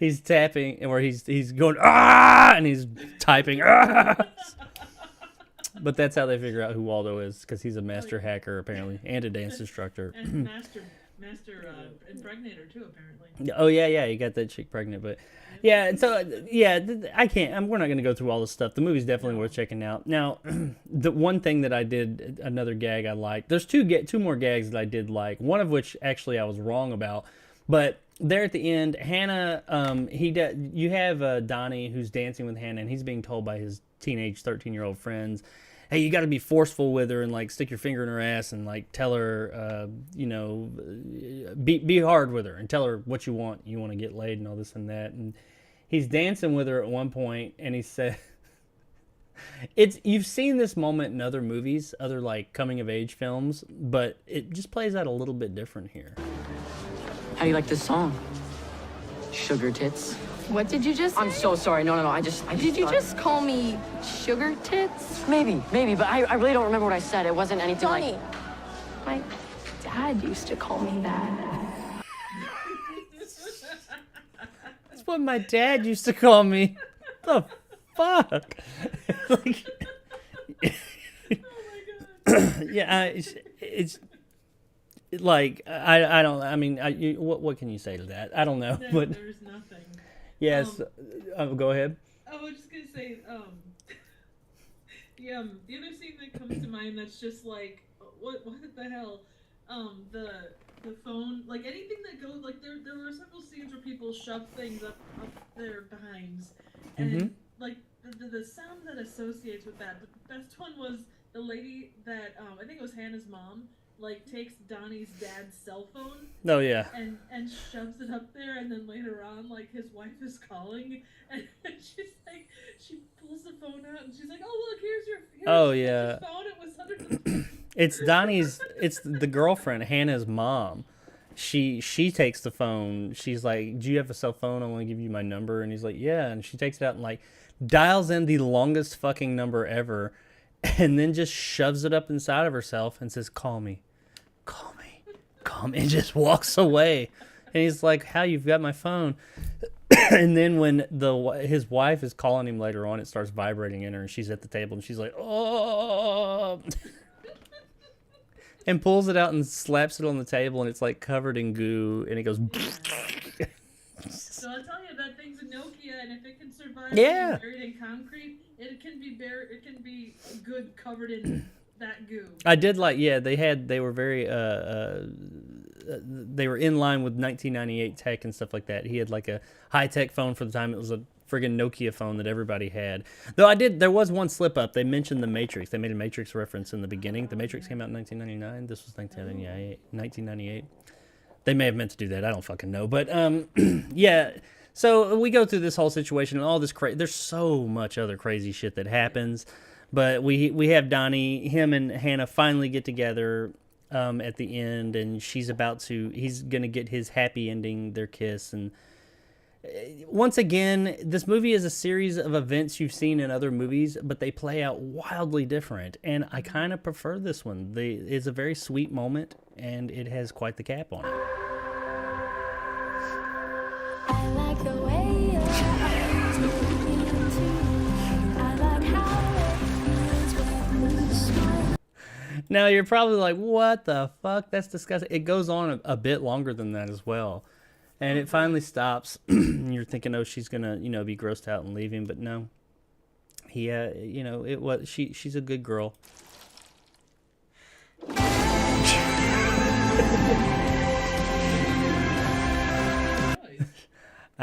Possibly, but all the other things that they said she enjoys. Now, and that's the end of the movie. I mean, I didn't really give anything away. This movie's so fucking random; it's all over the place. It was hilarious from the beginning. I was not expecting this movie. Now, I honestly, and Silverluck, I'm sorry, I turned the movie on last night, and I was actually doing something else while it was playing it was playing on this screen over here, and I was doing something over here. And as soon as it started, like about 1 minute in, it caught me, and I just didn't stop, watching. I planned on watching it, but I was, just multitasking, and I didn't stop watching it all the way to the end, and I was laughing my ass off. The credits are even funny. It has a guy singing on a piano or playing a piano throughout the credits, who for a moment I thought, because we get at the very end, they do the picture gag again, and the guy goes, "Cheese!" And then it flips over, and instead of them, it's to this guy on a piano. I thought it would have been a great gag. Maybe they couldn't afford him. I thought it was going to be Richard Cheese. Oh, that would have been amazing. But it was not him. What we did get is this just random guy singing throughout the credits with weird 1998 background. I don't know what like a blue screen tech where he's just in weird odd places like this. And he's singing I don't even know the name of the song. Making my way downtown, walking fast. It's a famous song. It wasn't whatever the song was by Soundgarden that they mentioned. No, but yeah, wow. That's all I can say about this movie. This was I can't believe I hadn't heard of this movie because this was fucking hilarious, man. I mean, really, that's all I can say about it. If you are into raunchy comedies, this is quite possibly one of the most raunchy. It gives no fucks and just throws everything out there. You got kids playing with dildos on their heads and talking about anal and getting finger banged and people fucking people with plungers and getting high and drunk like 12 and 13-year-old kids. It's And Jared Leto. yeah, the valet Mike. No, I'm sorry. John DeLuca was Bobby. Who was valet Mike?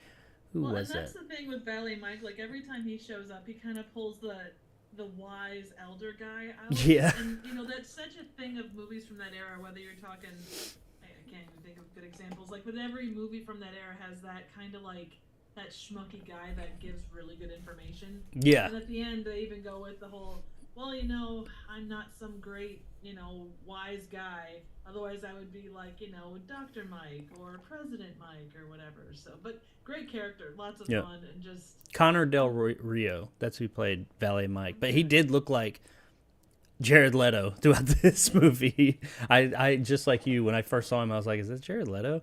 But no, I noticed after a bit, I was like, no, it's not. But he does look like him a lot. But yeah, man, everybody here did a fantastic job. I mean, they're all playing goofy, over-the-top, ridiculous characters, but they were all great.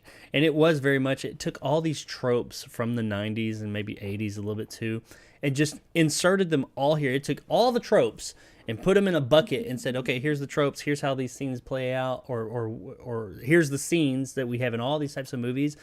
Let's tweak them a bit to our own way, and they did. And it is nonstop laughs, like throughout the whole thing. It was I loved this movie. I thought this was great.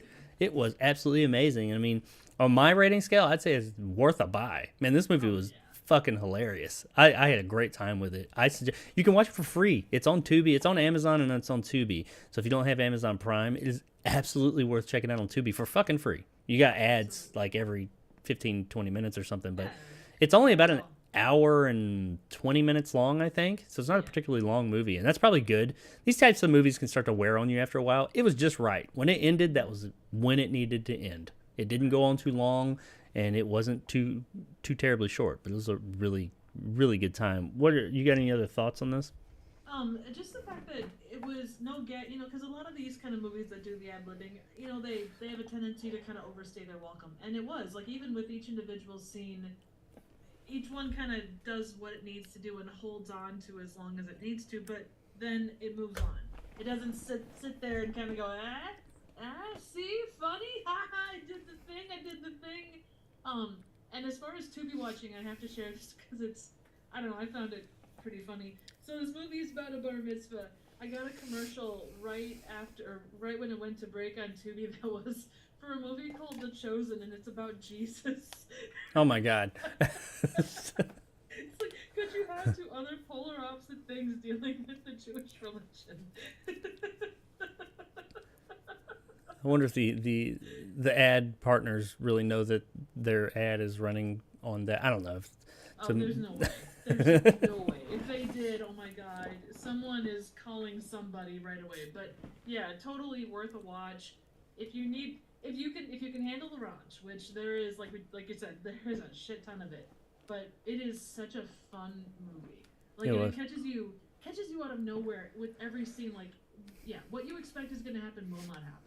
And like you were saying, it doesn't take its jokes it takes them far, but it just does them and moves the fuck on. It doesn't even acknowledge them half the time. It does them. It has that Office style humor where something will happen and you'll just have somebody like reacting to it physically, like looking at it like, what the fuck? But then sometimes they'll say something absolutely ridiculous, but it doesn't, it has stuff going on in the background the whole time, just weird ass shit. Like Mr. Ranch Hands and stuff. Yeah. Just weird shit happens in the background and they just move on with it. It just happens and goes. They don't spend a lot of time on it. They don't waste your time. They do the joke and move on to the next joke. It's just all about the next joke. And that was the right path to go, because I mean, if they had just sat there and like tried to hammer some of these home too much, even with like the Danny Trejo thing and all that, yeah, it's ridiculous. I feel like some lesser movies would have just sat there and really hammered that home. No, they didn't. They just did the joke. They played it for laughs, came up one more time later in the movie when it made sense, well, as much sense as you can make in a movie like this, and then and it was done. They never outstayed their welcome, and I applaud them for that. I thought this movie was fucking great. So, and even beyond the, with movies like this, sometimes the editing kind of suffers, but like everything works. Besides the Matrix, kind of flubs, everything works within the context of what it is. Obviously you're not going to have some VHS guy. I mean, the shots are set up to be like sort of normal movie shots, but like the VHS stuff works. The editing, the way it's set up works. All the digital or all the graphic stuff works great. Yeah. It seems like a tape from 1998 of a kid's, like a home video tape of this kid's bar mitzvah. Absolutely. But just weird ass shit. Yeah, exactly. And being next to Barney's porn at the beginning there, I mean, yeah. where else would it be? Yeah, they have a wall of VHS tapes in the beginning when they're pulling them off, and yeah, Barney's porn is in there. But Nick, I see that you're back. Can you hear us? Oh, he came and went. Yep. Nick! He came, he went. He's there and he's not. Have you? You guys can't see it. We see Nick just going all over the place. I'm getting seasick, man. Oh man, my lactose intolerance is coming up. Oh. Yeah. So how about you, Nick? Just based on, do you know anything about this movie prior to us talking about it today? And just based on what we did talk about today, or what you saw of us talk about it, any thoughts? Are you wanting to see this now, or are you like get move on? It sounds insane. So yeah, I'll give it a shot when I get a chance. Insane is a word that I would associate with this movie for sure. But everybody out there, if you're looking for a really funny movie for the night, and just honestly, I'm going to watch this again. I watched this alone, all by myself in my basement. Well, that's where my office is. I would be glad to watch this with you again, just to rip off it with you. To watch this with people would be, because I was laughing my ass off all by myself. And sometimes you'll watch a funny movie, and when you watch it with a crowd, you're laughing out loud. When you're by yourself, you just kind of, it's still really funny, but maybe you don't laugh out loud. You don't have the crowd to play off of. This one, I was down here laughing my ass off. Like, it was funny as shit. So I'm looking forward to watching this again with some people. So I strongly recommend checking this one out. However, just be aware, it's raunchy as fuck. Yeah. So if that ain't your thing, first of all, if that ain't your thing, I don't know why you're on this channel. But if you happen to be on this channel and that's not your thing, don't watch this movie, because it's raw, but it's really fucking good. So that's. I don't think you ever see. There's some random boobs that show up. It's really yeah. But by and large, it does an airplane. Yeah. It does do an airplane where just all of a sudden when this shootout breaks out in the end and people are just, there's madness. This woman runs out just topless going, ah. She actually showed up at the beginning too when they did the runway thing. Was she topless? See, there's so much in this movie you just miss it the first time around. But yeah, just random boobs, and then of course a lot of dicks. It's mostly it's more the content, like what they're talking about, is so raunchy. It's raw. But yeah, check it out. That's my take on Donnie's Bar Mitzvah. I had a really good time with it. Thanks, Silverlock, for introducing me to this extremely interesting, funny as hell movie. So we love you, Silverlock. Yes, you're awesome. I'm looking forward to the next list you give me of movies, because if they're anything like the ones you gave me this time around, they will definitely be interesting. So that's Donnie's Bar Mitzvah. Go check it out. Okie dokie. Let me fix my screen here.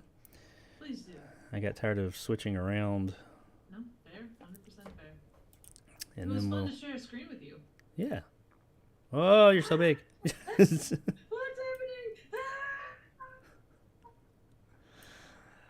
Okay, so I'm going. Okay. So let's move on with the show and these last few stories, and then we will get out of here and stop wasting you guys' time. Here's an interesting story. But before we get into that, Nick, my man, seriously, you've got to see this fucking movie. Absolutely. It's fucking I hilarious. I will drive down there, strap your ass to a chair, and make you watch this. She'll strap your ass to a chair and fuck you with a plunger. Yes. Yeah, this movie it's hilarious. If you don't like this movie, then we can't be friends anymore. No, but it's friendship between us canceled. It's awesome. But all right, so moving on to our next little story here, and let me pull it up. Oh, while you're doing that, have a good time for your love from Sex 69 June. Oh, nice. Sex 69, Hey, fun. Big Hell leagues. yeah. Oh, I love when they show up. congratulations. All right. So yeah, I can't see my comment. I can see them, but I can't see my comments like I usually can because I set up the camera system over here different to see all three of them, and I forgot to set up my chat, so I can see like maybe 2 or 3 at a time, and they're very small. You just got more of them too. 69mega.com. Find your love in your town. Do I have any modders? Is there any modders out there that can kick these fuckers' ass? You don't like fuckers in your stream? I love fuckers in my stream, but You got a lot of fuckers in there right now, I'll tell you. if I got any modders in the chat, kick them, please. Anyway, where's my button? Here it is. Quentin Tarantino, the man, the myth, the legend. He had some, anytime he starts to talk, people listen because the guy usually has some stuff. He's well respected. And he's had some hot takes on things here in the past few months. I've done a couple of stories on things that he said. And people, they stood up and said, Quentin's talking. Well, he had something that I thought was poignant, if you will, that he recently said in an interview. I believe it was an interview. This is in reference to the MCU. His words exactly were, "You have to be a hired hand to do those things," Tarantino told the Los Angeles Times about Marvel movies. "I'm not a hired hand. I'm not looking for a job." Tarantino's comments follow up similar ones he makes in his new book, where he writes that filmmakers today can't wait for the day superhero movies decline in popularity. Similar to how the 1960s directors celebrated the demise of the studio musical, the filmmaker described his comments to the LA Times as snarky, little asides out of the corner of my mouth. The analogy works because it's similar to cuckolding, Tarantino said, comparing the dominant superhero movie genre to big-budget studio musicals. But Tarantino also elaborated that Marvel might not be his forte because the big-budget movies that are his type of film are so rarely made in Hollywood. The director compared 2 great blockbusters from 1970s, Star Wars and Close Encounters of the Third Kind, to make his point. "Of course I like Star Wars. What's not to like?" started Tarantino. "But I remember that this is not a but in a negative way, but in a good way. The movie completely carried me along and I was just rocking and rolling with these characters. When the lights came on, I felt like $1 million, and I looked around and had this moment of recognition thinking, wow, what a time at the movies." So, yeah, he had a lot of things to say, but I did find it interesting that he said, hey, Marvel directors, and this is something, he said it better than I have, but I've kind of said for a while, Marvel directors are just hired hands. They're not hiring these they're hiring a name, much like Sam Raimi. And this is my opinion. This is an opinionated piece, by the way. Sam Raimi to do Multiverse of Madness. I don't feel like they hired Sam Raimi to make a Sam Raimi movie. They hired a director to make a Marvel movie, and then they wanted to use the name Sam Raimi to get butts in seats. And all the other... Now, there have been directors that weren't famous prior to Marvel, and they became like the Russo brothers. I mean, they did Community, but that Marvel is what made them. But all these other ones that were famous prior to Marvel, I feel like they're just hiring them for their names. He said he will not join the MCU because I ain't looking for a job, and he has no interest in doing that. I think that is admirable because it is kind of one of those questions for the actor side of things. At least a lot of people in recent years have been saying, when are you going to join Marvel? When are you going to do a Marvel movie? Keanu Reeves, even, they're asking him and all this. And I think it's pretty cool when that is kind of like, I don't know if it is so much anymore, but there's still a juggernaut that when you have this kind of, I use the term lightly, but creme de la creme of your industry, and everybody's like, when are you going to do it? And he's just like, I'm not, because that ain't my way. And I want to make my movies, not their movies. What do you guys think about these hot takes from Mr. Tarantino, Triv? I would say it's kind of like, and I know he's staring at me over my shoulder, so I've got to be careful what I say. Watch your back. No, I know, right? He's got the gimp back there. You know, it's kind of like when Martin Scorsese says similar take when it came to general comic book movies, not so much Marvel, but there is that they have a right to that opinion, and their movies are not necessarily Marvel movies, and that's 100% cool. You know, when it comes to actors, you know, you're under someone else's direction, but you know, when it's a director, there is that thing, you know, it's if your name is attached to it and you're a person of note, then yeah, it's gonna reflect on you. And you know, it's like Rian Johnson, he was kind of an up and coming director, he did his own thing, he got massive hate for it, or people either loved or hated. So I mean, I commend Tarantino, but I don't think that this should be considered a hot take. I mean, any director like him is going to say the same thing. Well, and I agree. I think that his comments are a little bit different than, concerning comic book movies in the MCU than Scorsese. Scorsese was more trying. I think his comments were pretty much saying they're not cinema. They're like fluff films, which I mean, maybe they are, but that's not a bad thing. I mean, entertainment's entertainment, however you get it. But I don't think he's really saying, he's not speaking to the quality of the films as much, at least here. I'm sure Tarantino probably has a similar feeling of I would feel like he would have a similar take on the MCU of now.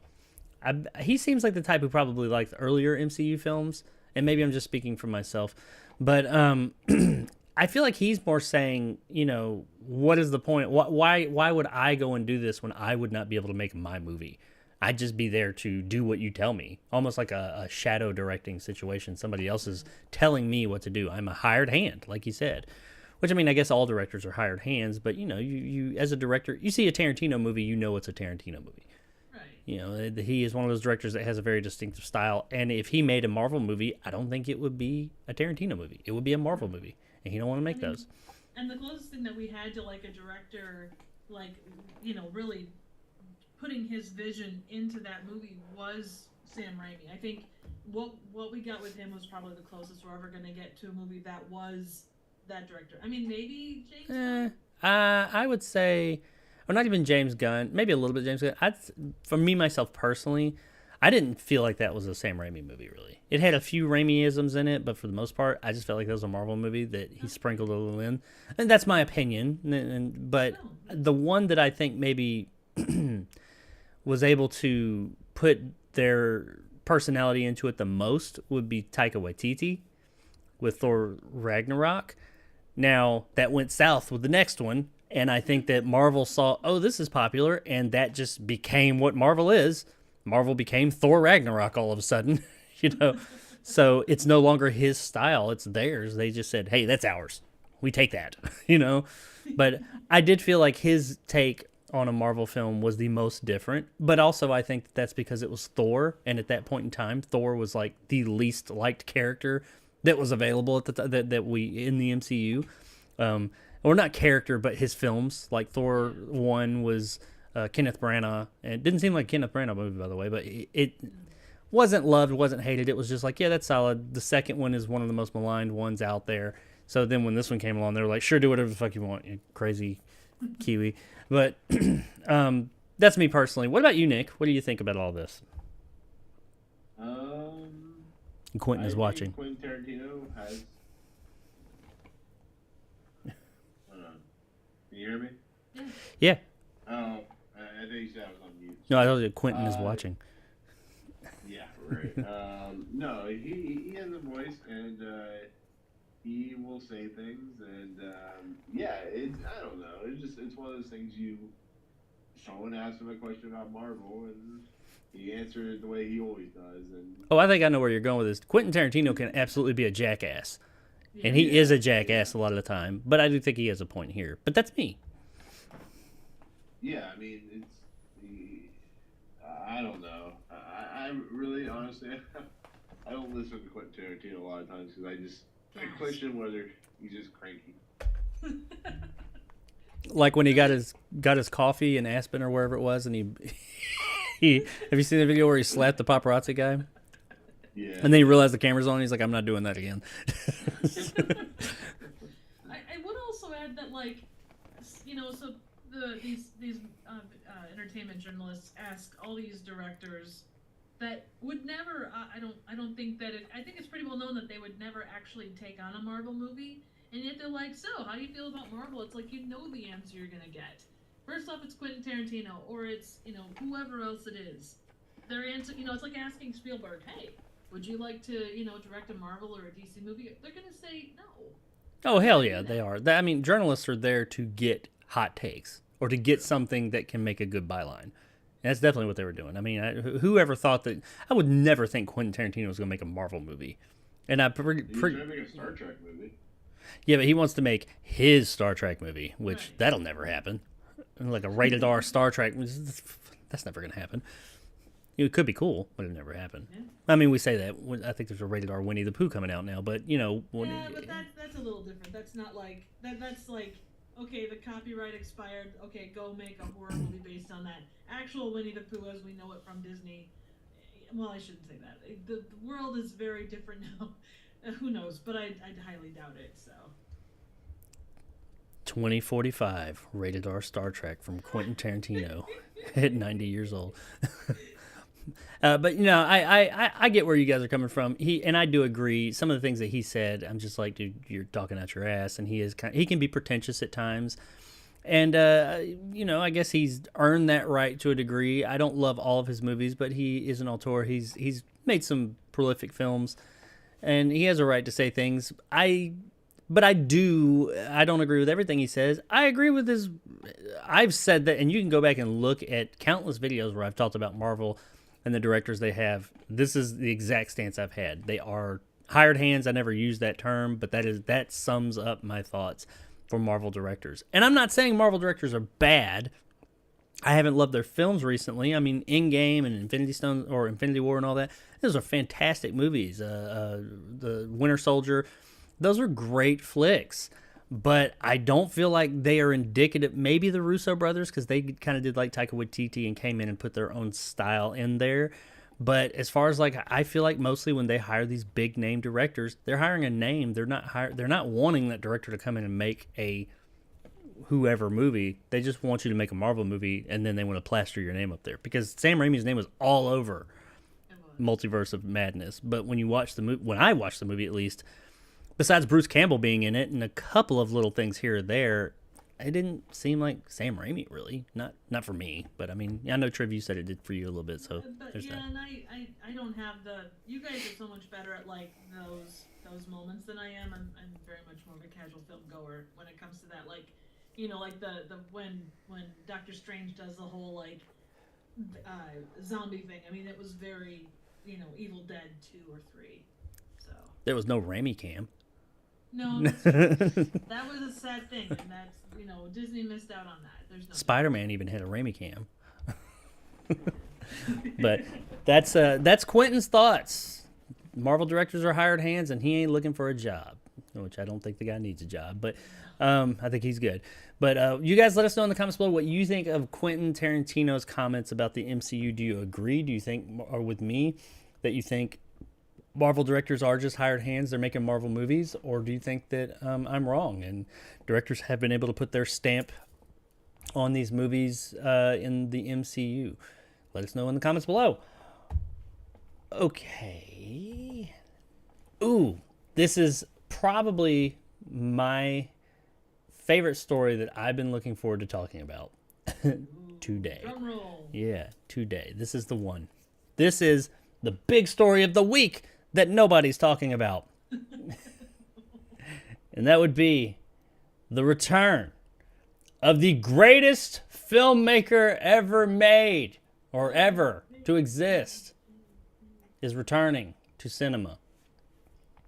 I guess somebody out there, at least one person says that. Him. Uwe Boll. The man, the something, the boxer. He is coming back. He retired a few years back, but he is now returning to filmmaking. Those of you that know anything about the situation, some of you may be saying, who the fuck is Uwe Boll? Well, Uwe Boll made his, he got his name. He's made more than just video game movies, but he made a lot of video game movies. And they were bad movies. Most of his movies are just bad all around. They're very low budget. He used like German tax credits or something like that to make most of them. They were all profitable somehow. I don't know how. But the highest budgeted movie he ever made was a Dungeon Siege story, In the Name of the King, a Dungeon Siege story with Jason Statham, which I have a review of. I have a review of all his video game movies on my channel, so you can check them out. They're not good. He's he's got some bad ones, some real bad ones. Actually, in my opinion, the worst video game movie ever made was directed by him. That would be Blood Rain 3: The Third Reich. But one of the funniest, not the best, one of the funniest video game movies ever made, Postal, was also made by him. But he retired a few years back. He's also known for boxing some of his critics. He actually went into the boxing ring, looked that up. That is very interesting. He punched one of the critics so hard he puked on the street. But he retired and said, I'm through with this shit. He's been doing little like reviews, I guess, on his YouTube channel or whatever, and some extremely entertaining Letterboxd reviews that Triv is she's very familiar with. But his videos now, he just sits in his office and talks shit about other filmmakers and calls them stupid fuck shits and says he's the greatest filmmaker ever made. He's a very eccentric, interesting dude. But after a 7-year hiatus from the industry that included setting up a restaurant in Canada, Boll is making his return with an action thriller titled 12 Hours. The feature follows a man who returns with his family to Cape Town, South Africa, for his mother's funeral, only for his whole family to get kidnapped, leaving him with 12 hours to kill 5 people to get his family back. So it's like Taken, but cranked up to 11, I guess. I don't know. They stole his whole fucking family. Just took the whole thing.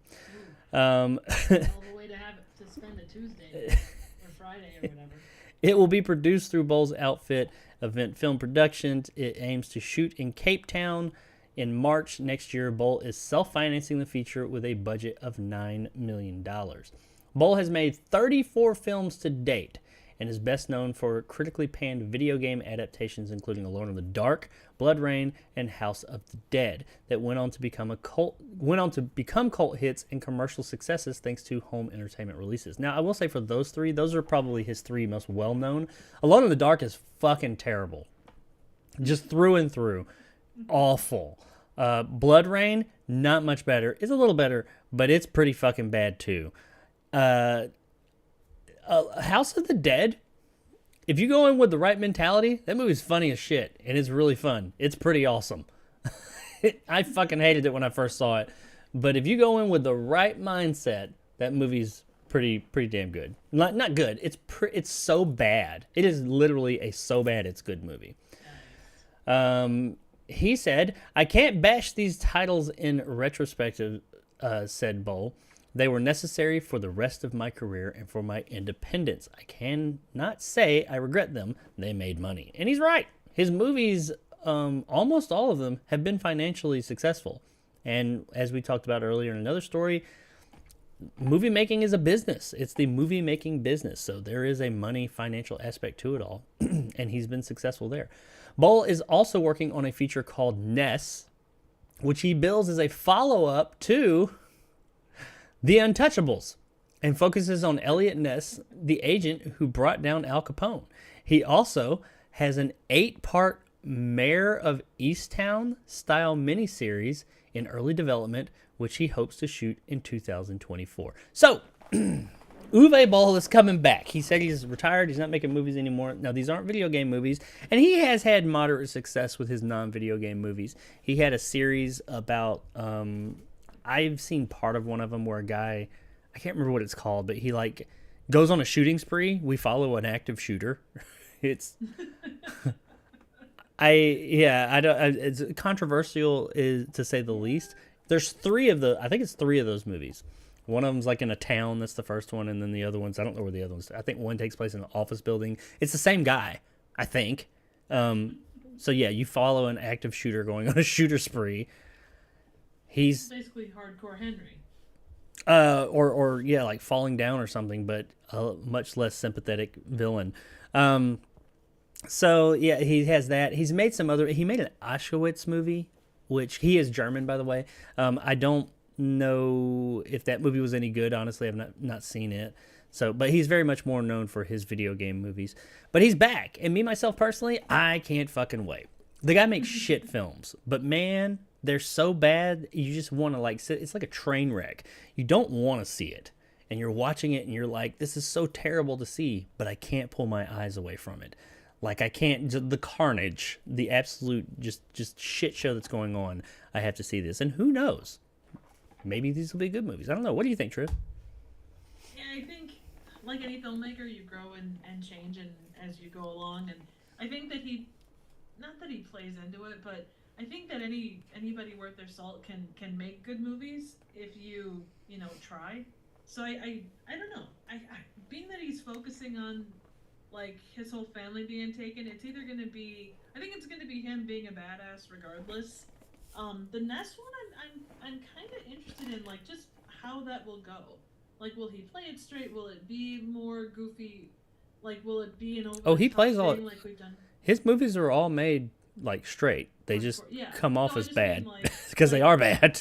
Right, but like how they'll how they'll come out. Like, because the rest of them, I mean, there was a video game base. There's a follow up to Ness. How is that gonna play out? I'm really fascinated to see what he does with that one, especially. Well, yeah, I mean, for the vast majority of his movies, they are played serious. They just come off really bad because they are bad. He did make a comedy movie called Blubberella. Oh yeah, I actually really enjoyed that one. Yeah, I haven't seen it, but I know it has a cult following. And maybe that, with the exception, Postal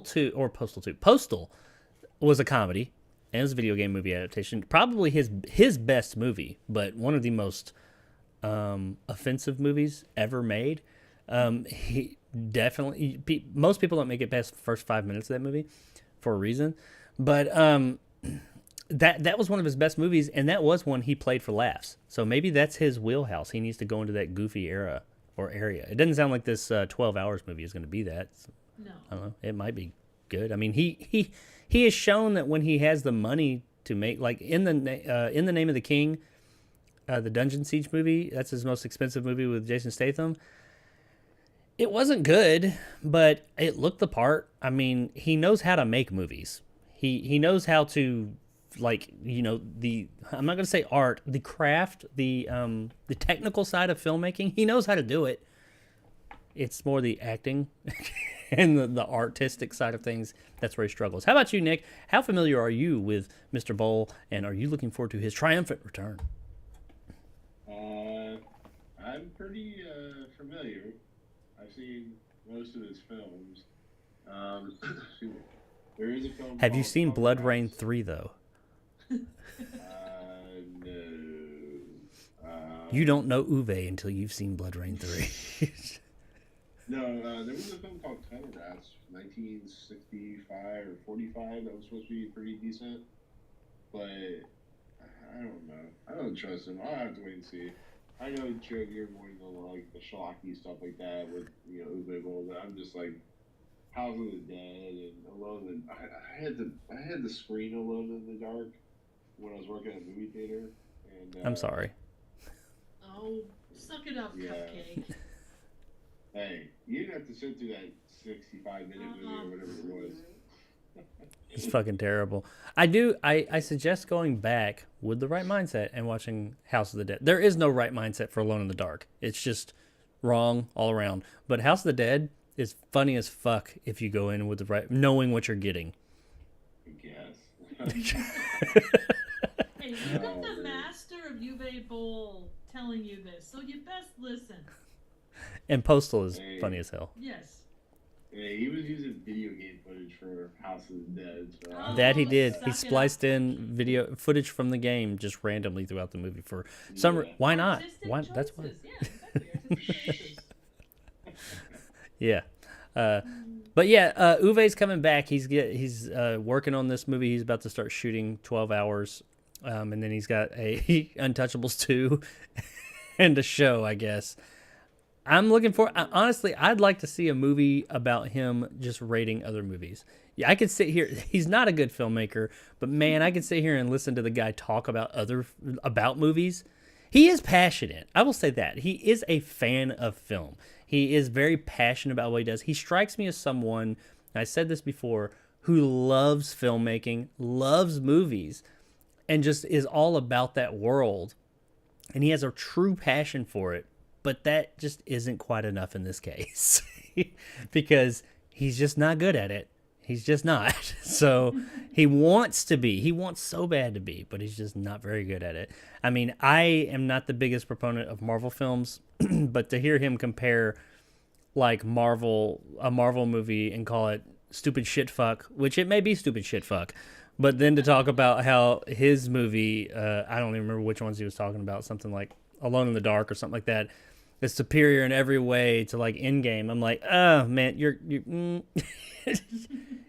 Well, I mean, one did star an actor from the '80s who had some issues, and he redeemed himself on a famous property, but enough about Robert Downey Jr. Well, and Uwe Boll has been able to secure some famous faces, very famous faces in his films somehow. I mean, I don't know if he has like detectives. He probably had a gun to it. They probably had like dirt on him or something. Yeah, he's got like a private detective or investigator who gets some dirt on him. He had Ben Kingsley in Blood Rain, who Ben Kingsley looked like he was dead in the movie. He's playing a vampire, but the whole time he's just.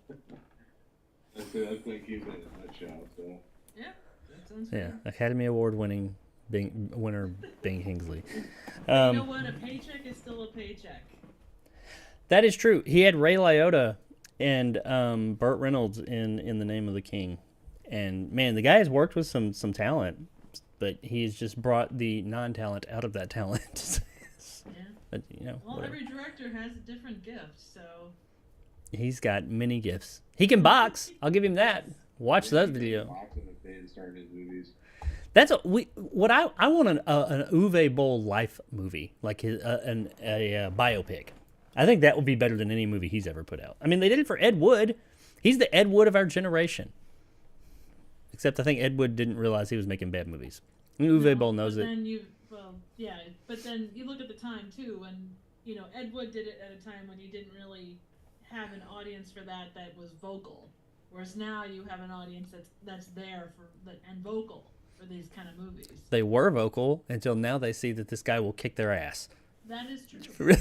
Very good point. See, this is why I'm an avatar. You can't kick my ass because I don't have one. He literally punched one of those critics so hard he was puking in the street. Good times. Anyway, Uwe Boll, yeah, he's not a good director, but he is so eccentric and out there. I'm looking forward to this. I just want to see like the Joker. I want to see the world burn. So, but let us know in the comments below, are you an Uwe Boll fan? If not, you should be. Maybe not of his movies, but just of him as a person. He's so out there. There's a movie called Fuck You, the Uwe Boll story.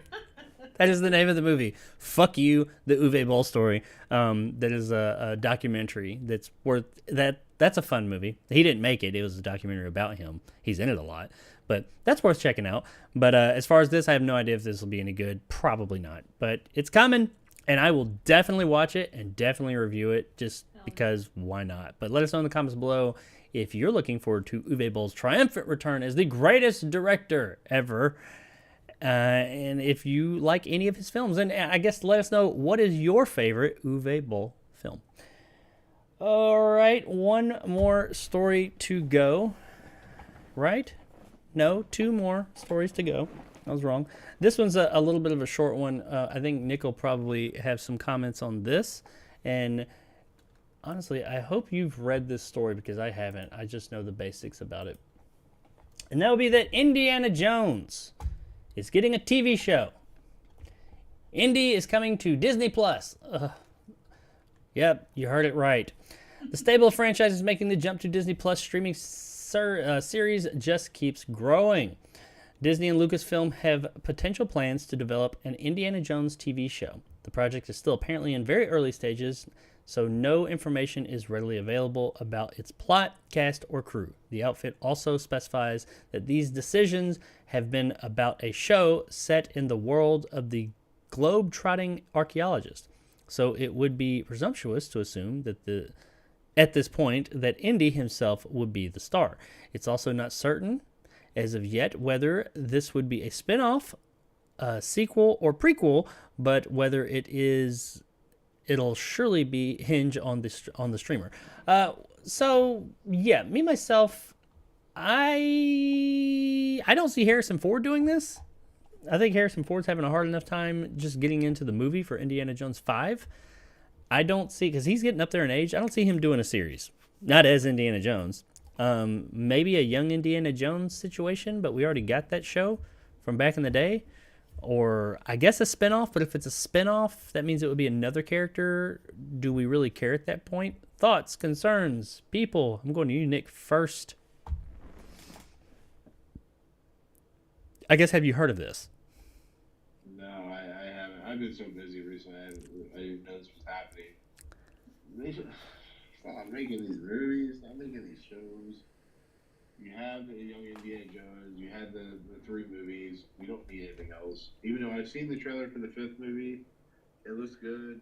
Bring back some characters from the series, but Is there a trailer already?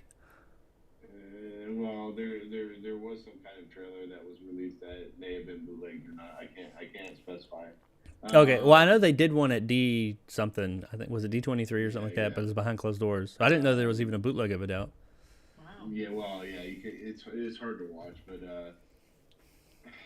I don't need another Indiana. So stop, Disney, stop. What are you doing? Do you think that it'll be? Do you think it'll be Indiana Jones, or do you think it'll be somebody else or a younger version? They'll probably Cave Bond, who plays Short Round in or something like that, and do the story of Short Round or something. I don't know. I don't need this. We don't need this. Nobody needs this. Hey, after Everything Everywhere All at Once, I would be willing to watch him in a movie or in a show. I don't think it needs a show, but I'd be willing to watch him in anything.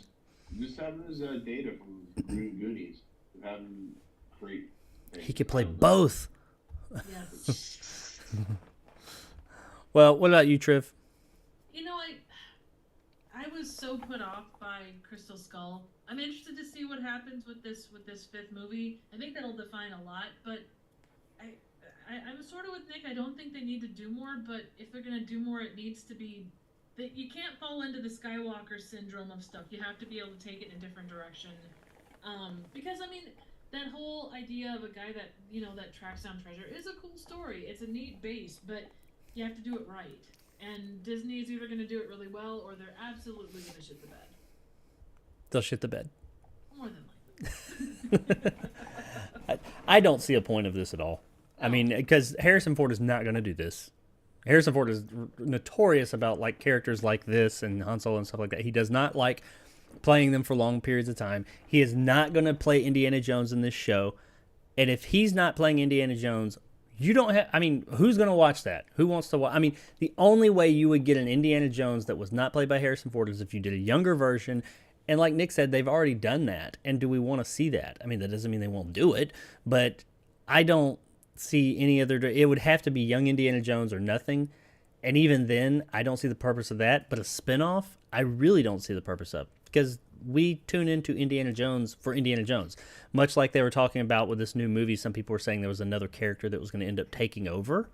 Not another actor, but another, or it is another actor, of course, but another character.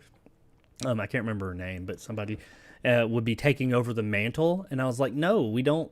This is not a torch that can be passed, in my opinion. It's not Bond. Yeah, this isn't. This is Indiana Jones. I mean, I hope it doesn't happen for a while, but dies with Harrison Ford. You don't like when they were talking about putting Chris Pratt as Indiana Jones, and I know Nick loves Chris Pratt, but even if you did like Chris Pratt, I don't see recasting Indiana Jones. It's just one of those characters that is that actor. And if you put someone else in it, it will never be the same, and it'll never be nearly as good. You just need to let that one go. Everything does not need a Disney Plus show or Netflix show or a sequel. Some things just are what they are, and they need to stay that way. Yes, I agree with Nick right here. But, you know, they tried to do that with Crystal Skull too. With Shia LaBeouf, they kind of did that same thing, like the past. Yeah, it was kind of half-assed. Yeah, very half-assed, but it was still a thing that they did. And it was probably, back then, it was probably like oh my god, he's going to be the next, son of Indiana Jones or whatever the hell, so. Well, that was if you listen to the rumors, that was the plan, was Right. Shia LaBeouf was going to take over, but that movie didn't set the world ablaze, so that didn't happen, thankfully. But yeah, but I don't need. I agree with both of you, and this is something that just doesn't need to happen. There's no situation where I will be interested, even if they do the young Indiana Jones side, and that's the only way you could recast it. I wouldn't even want to see that. Would I watch it? Maybe. I don't know, but I'm not excited about it, and I wouldn't be. Indiana Jones is Harrison Ford. If it's not Harrison Ford, then it's not Indiana Jones. So get the fuck out of here. That is one of the hard lines I will take. There's other characters I feel like, hey, yeah, you can recast them, or it's been done. You got Wolverine, you got James Bond, all these iconic characters that people say, oh, recasting. Sure, recast them. That's fine. Indiana Jones is just so iconic as Harrison Ford. Just leave it alone. Let it go, Disney. Let it go. Re-release the fucking 4K or something like that. Don't just leave Indiana Jones alone. Stop ruining shit. Even though it started ruining before they had it, but whatever. Anyway, that's all there is. What about you guys out there? Are you Indiana Jones fans? Are you wanting to see an Indiana Jones show? Do you think this could be good, or do you think it's just a bad idea all around? I think it's a bad idea. Let us know in the comments below. Moving on to our last story of the day. And Triv, I don't know if you've seen this. Have you seen Weird? No, I haven't. Sorry. I saw that Daniel Radcliffe got kicked off of Twitter for impersonating Weird Al. Actually, he didn't. He's not been on Twitter. That was a thing. That's actually something kind of cool. On that real quick, I saw a thing recently on Twitter. I mean, think what you will about the people in charge over at Twitter now, and there's decisions, good and bad decisions being made. But there's something that's on there. If it's not new, it's something I've never seen, where if something is like inaccurate or possibly inaccurate, they pop up with this thing now that says, hey, here's some context. It's like for when you go into it. It was the first time I've ever seen it on Twitter the other day, and it was for this story. Not this story, but what you're talking about. Yeah. It pops up. No, I'm glad you said that. It pops up with a thing saying, hey, here's some information you might need about this particular thing. And apparently Daniel Radcliffe, and I actually knew this, he's not on Twitter, and he's not on Instagram, and he refuses to join social media. That's like a stance he takes. And he has a Twitter, but it was suspended in 2011, and it has been suspended since then. So they came on and they were like doing this thing saying Daniel Radcliffe was suspended off of Twitter, and no, he was suspended 11 years ago. So I mean, and there's other things that were spun around that, but I thought that was a pretty neat feature. I mean, say what you will about Twitter and where it's going or is right now, but that was cool because there's lots of things that do pop up on Twitter and have always that are just kind of like, I don't know, what's the context here? Yeah, I don't know, but it's neat that it pops up right there saying, hey, here's some things people have voted saying, like lots of people have said this is, I guess they have verified people, or verified to do this as some kind of trial run thing where it will say, these verified people, multiple people can say, hey, look at this as well. You need this information for this thing so it does not mislead you. I thought that was pretty neat. YouTube does that too. Like, I know with when COVID was, kind of still coming out and there was a lot of stuff, people saying a lot of stuff. They do the same thing with things of that nature with political things and whatnot. Or they did. I haven't looked around lately. They still do. Yeah.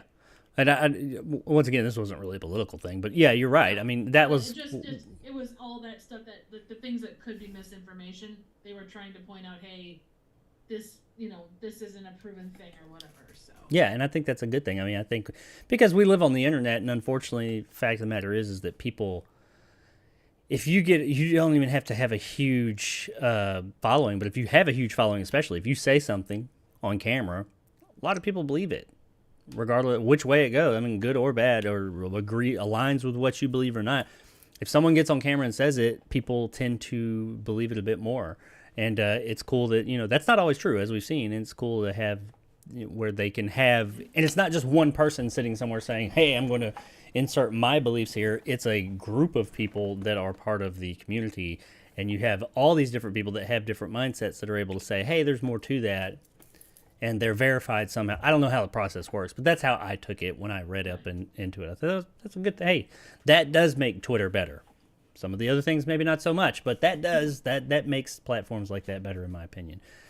But moving on, Weird, the Al Yankovic story. This was a movie that Nick and I watched a few weeks ago. Both of us have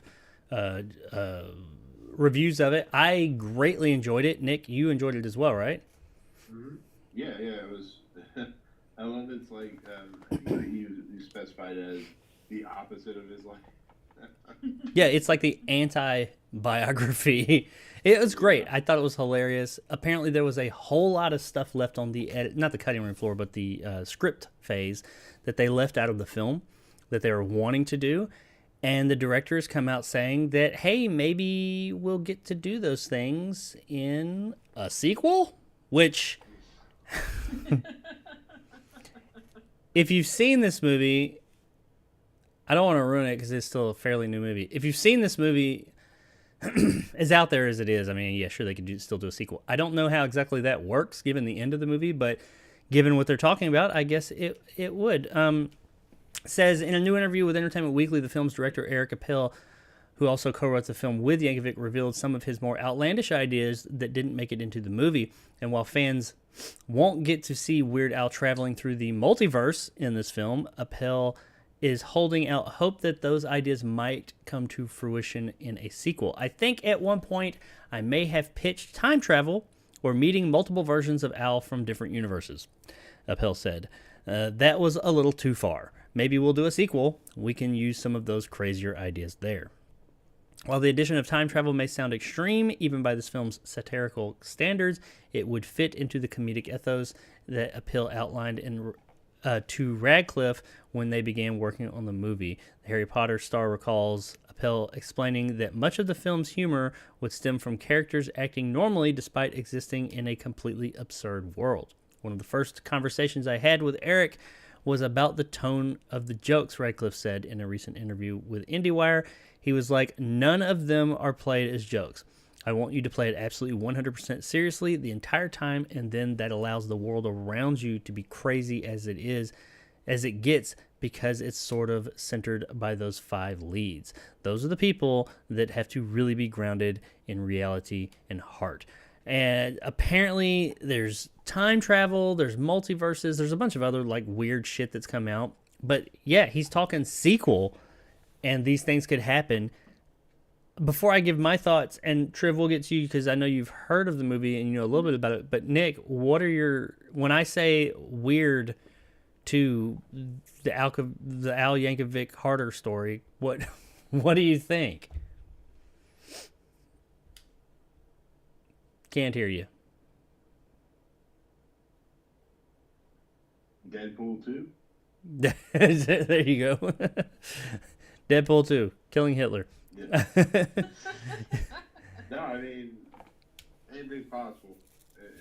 I don't want to spoil it for you, but it definitely has a finite ending, so. It does, but I mean, especially if you're talking multiverses and time travel, I mean, that could make it work. Yeah, it'd be pretty funny. You get like different actors to come in and play, do like the imaginary Dr. Parnassus. Oh my god. Yeah.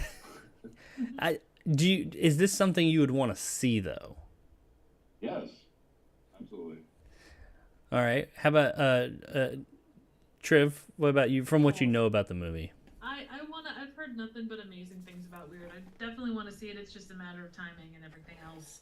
But yeah, from what I've heard about the original and just knowing Weird Al, I think that there's so much. He is such a bombastic character, and character in this respect. I think there's so much you could do with him, and it would be hilarious. And also, we both have the same hair, so he can't not be amazing in anything that revolves around his life. yeah, his hair is blending in with yours. Yes, it is. There in the background.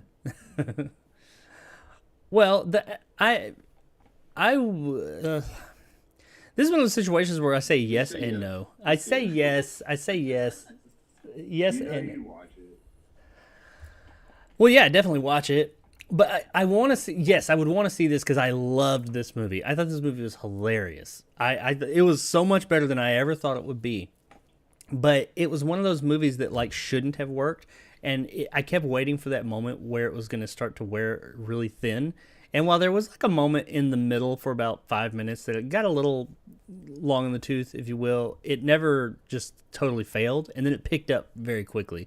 So, I mean, yeah, I'd love to see more of that. I'm just wondering, do they have enough? Do they have enough stuff to do that again and be that successful with it? Because I feel like this movie was a fucking fluke. I feel like it shouldn't... It just happened to work out. Maybe that was just their craft. They were that good at it.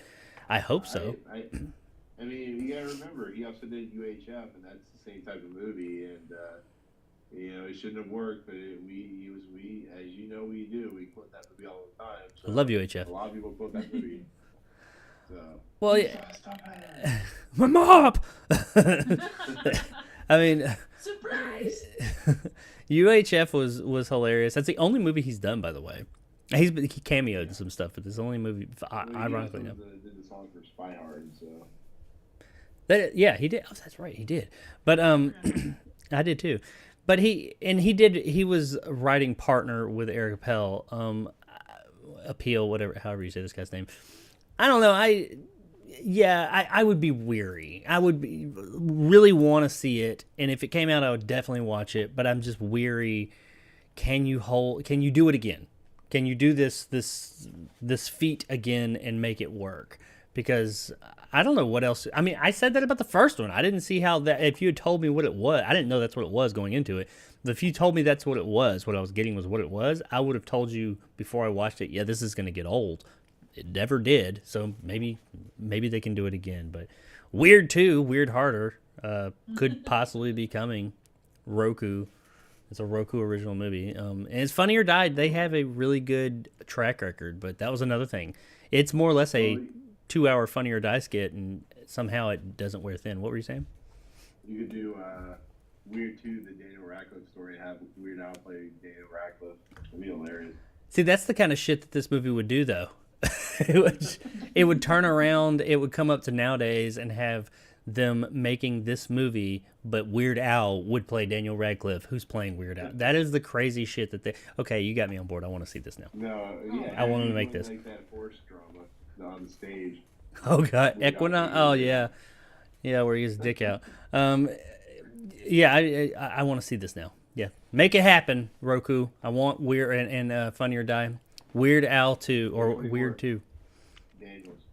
Yeah, A24 The Daniels. After they make, what is it? I think they're making Friday the 13th or something like that. Yeah, A24. Crystal Lake. Yeah, the Daniels aren't, but A24 is. But yeah, so yeah, Weird Al the movie Part 2, or Weird 2 the Al Yankovic story. That title trips me up. But what about you guys out there? Are you interested in seeing this? Have you seen Weird? If you haven't, what are you doing with your life? Go out there and see it because it's great. Would you be interested in a sequel? Or like, realistically, do you think that they could pull off a sequel again? I am a little on the fence about it, but, you know, I think just given the couple of comments we had here, it is possible. There's plenty of weird shit out there that they could do. Whether they do it or not, who knows? Whether they even make this movie or not, it's not greenlit or anything. He's just kind of talking right now, but he's got some ideas, so it could possibly happen. Let us know in the comments below what you think about it all. And that... It won't turn off. There it goes. And that is the show, ladies and gents. That is our stories. That is our review. That is all of our stuff. We honestly didn't go that much longer. We went about 30 minutes over what I usually go for. I figured it was going to be longer than that. But, yeah, I guess before I get out, thanks for all of you for hanging out. I know I've been trying to do the comments, or not comments, the chat, engage with it a bit more. But like I said, I can't really see my chat today. I wasn't prepared. Having all three of us on here was a bit last minute, so I forgot to set that up. But you know what? I was happy to have Nick over the chat anyway, and I think I saw you two commenting to the chat a little bit, so I appreciate that. Appreciate everybody who did show up in the chat for showing up. I hope you guys enjoyed the show. Hope you enjoyed the review and the stories we had. I will be back with or without a host or co-host next Wednesday at the same bat time, same bat channel. I have a review or unboxing impressions and review of the Sega Genesis Mini 2 coming that I'm working on. Part of it is from last week's show, and part of it is all new content kind of mixed together for a bit of a long video. I also have at least 2 movie reviews coming this week. I think I'm hoping for more, but there's 2 movies I've already watched, one of which I've reviewed, haven't released that. So I do have reviews coming. Of course, all these little snippets will come as well. And if any other stories pop up between now and then that I don't want to wait on, I'll do a little video of those. I have some other content I'm working on, stuff I've been wanting to work on, and now with a little bit more free time I've been able to. Ooh, by the way, just total out of nowhere, new game came out called Sonic Frontiers for my Sonic the Hedgehog fans out there. And if you are a Sonic fan and want Sonic Frontiers and you get it on Steam, on your PC, it does work on Steam Deck. If you pull it up on Steam Deck, it says it doesn't work for now. And that might be just because it's that new. But if you are a Steam Deck owner and you want Sonic Frontiers, it does actually work. It's a little glitchy here or there. It kind of stutters every now and then. But it overall works great on there, so you can have it in 2 different places if you're interested in that kind of thing. That's really, yeah, all I got. I do plan on doing a stream later this week for some game stuff. What's going on with you guys? Triv, ladies first. What's up with your channel? What can we expect? What's happening? So I've got a review that will hopefully be dropping today or tomorrow. Like I said, it is open, depending upon how much my computer behaves itself. Then from there, I've got, we're doing Life Day. We're doing something special for Star Wars, the Holiday Special Life Day. So keep an eye out for that on the 17th. Oh, God. And after that, it's just kind of random things through the end of the year. So keep an eye out. All right, I'm looking forward to all that. And when are we gonna? We need to do another collaboration too. By the way, it's been a minute. Well, it's been we talked about doing that one game thing. Night Trap. That'd be hilarious. I am always down to play Night Trap. Love me some Night Trap. Probably we'll just have some video of it and that's Night Trap's awesome. We'll make it a thing. Yes, definitely. How about you, Nick? What's going on over there at the Pleasure Emporium? Everything Triv said, I'm doing the exact same thing. All right. So. Honestly,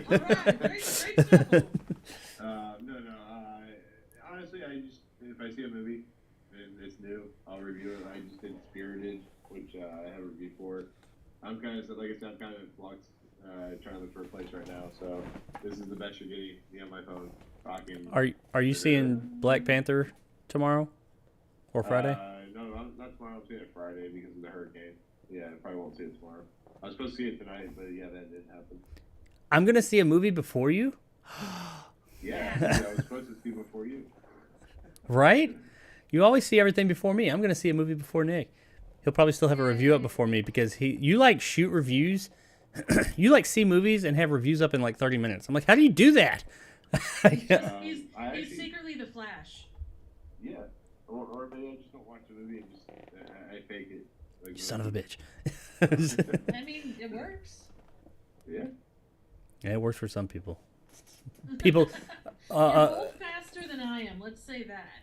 If you guys out there in the chat are wondering, yeah, people do that. There are reviewers that don't even watch the fucking movies and put them out there just to get their reviews out first. I'm not saying all of them do, but there have been confirmed there are people that do that shit. That's fucked up, but. They do indeed. Well, cool. Yeah. So there's one, ladies and gents. I'm seeing Black Panther tomorrow afternoon, so I plan on having probably Friday morning is when that review will drop. Friday morning, if you're wondering about my thoughts on Black Panther. You know, everybody else will already have them. My review will be buried 15 pages down if you search for Black Panther review. So, but I will have a review up of it, and we'll see. I'm hearing good things about it, but I'm trying to stay away from reviews so that my view is not skewed. I try not to watch reviews of movies I plan to review until after I've actually done the review. I will sometimes shoot the review, and as I'm editing it, go and look at other people's reviews while I'm editing because I'm interested to see what they thought. But the general consensus I'm gathering is that it's pretty good. It's got a couple of things here or there, but we'll see. You know, I had concerns about this movie and how it was going to be reviewed coming out the gate.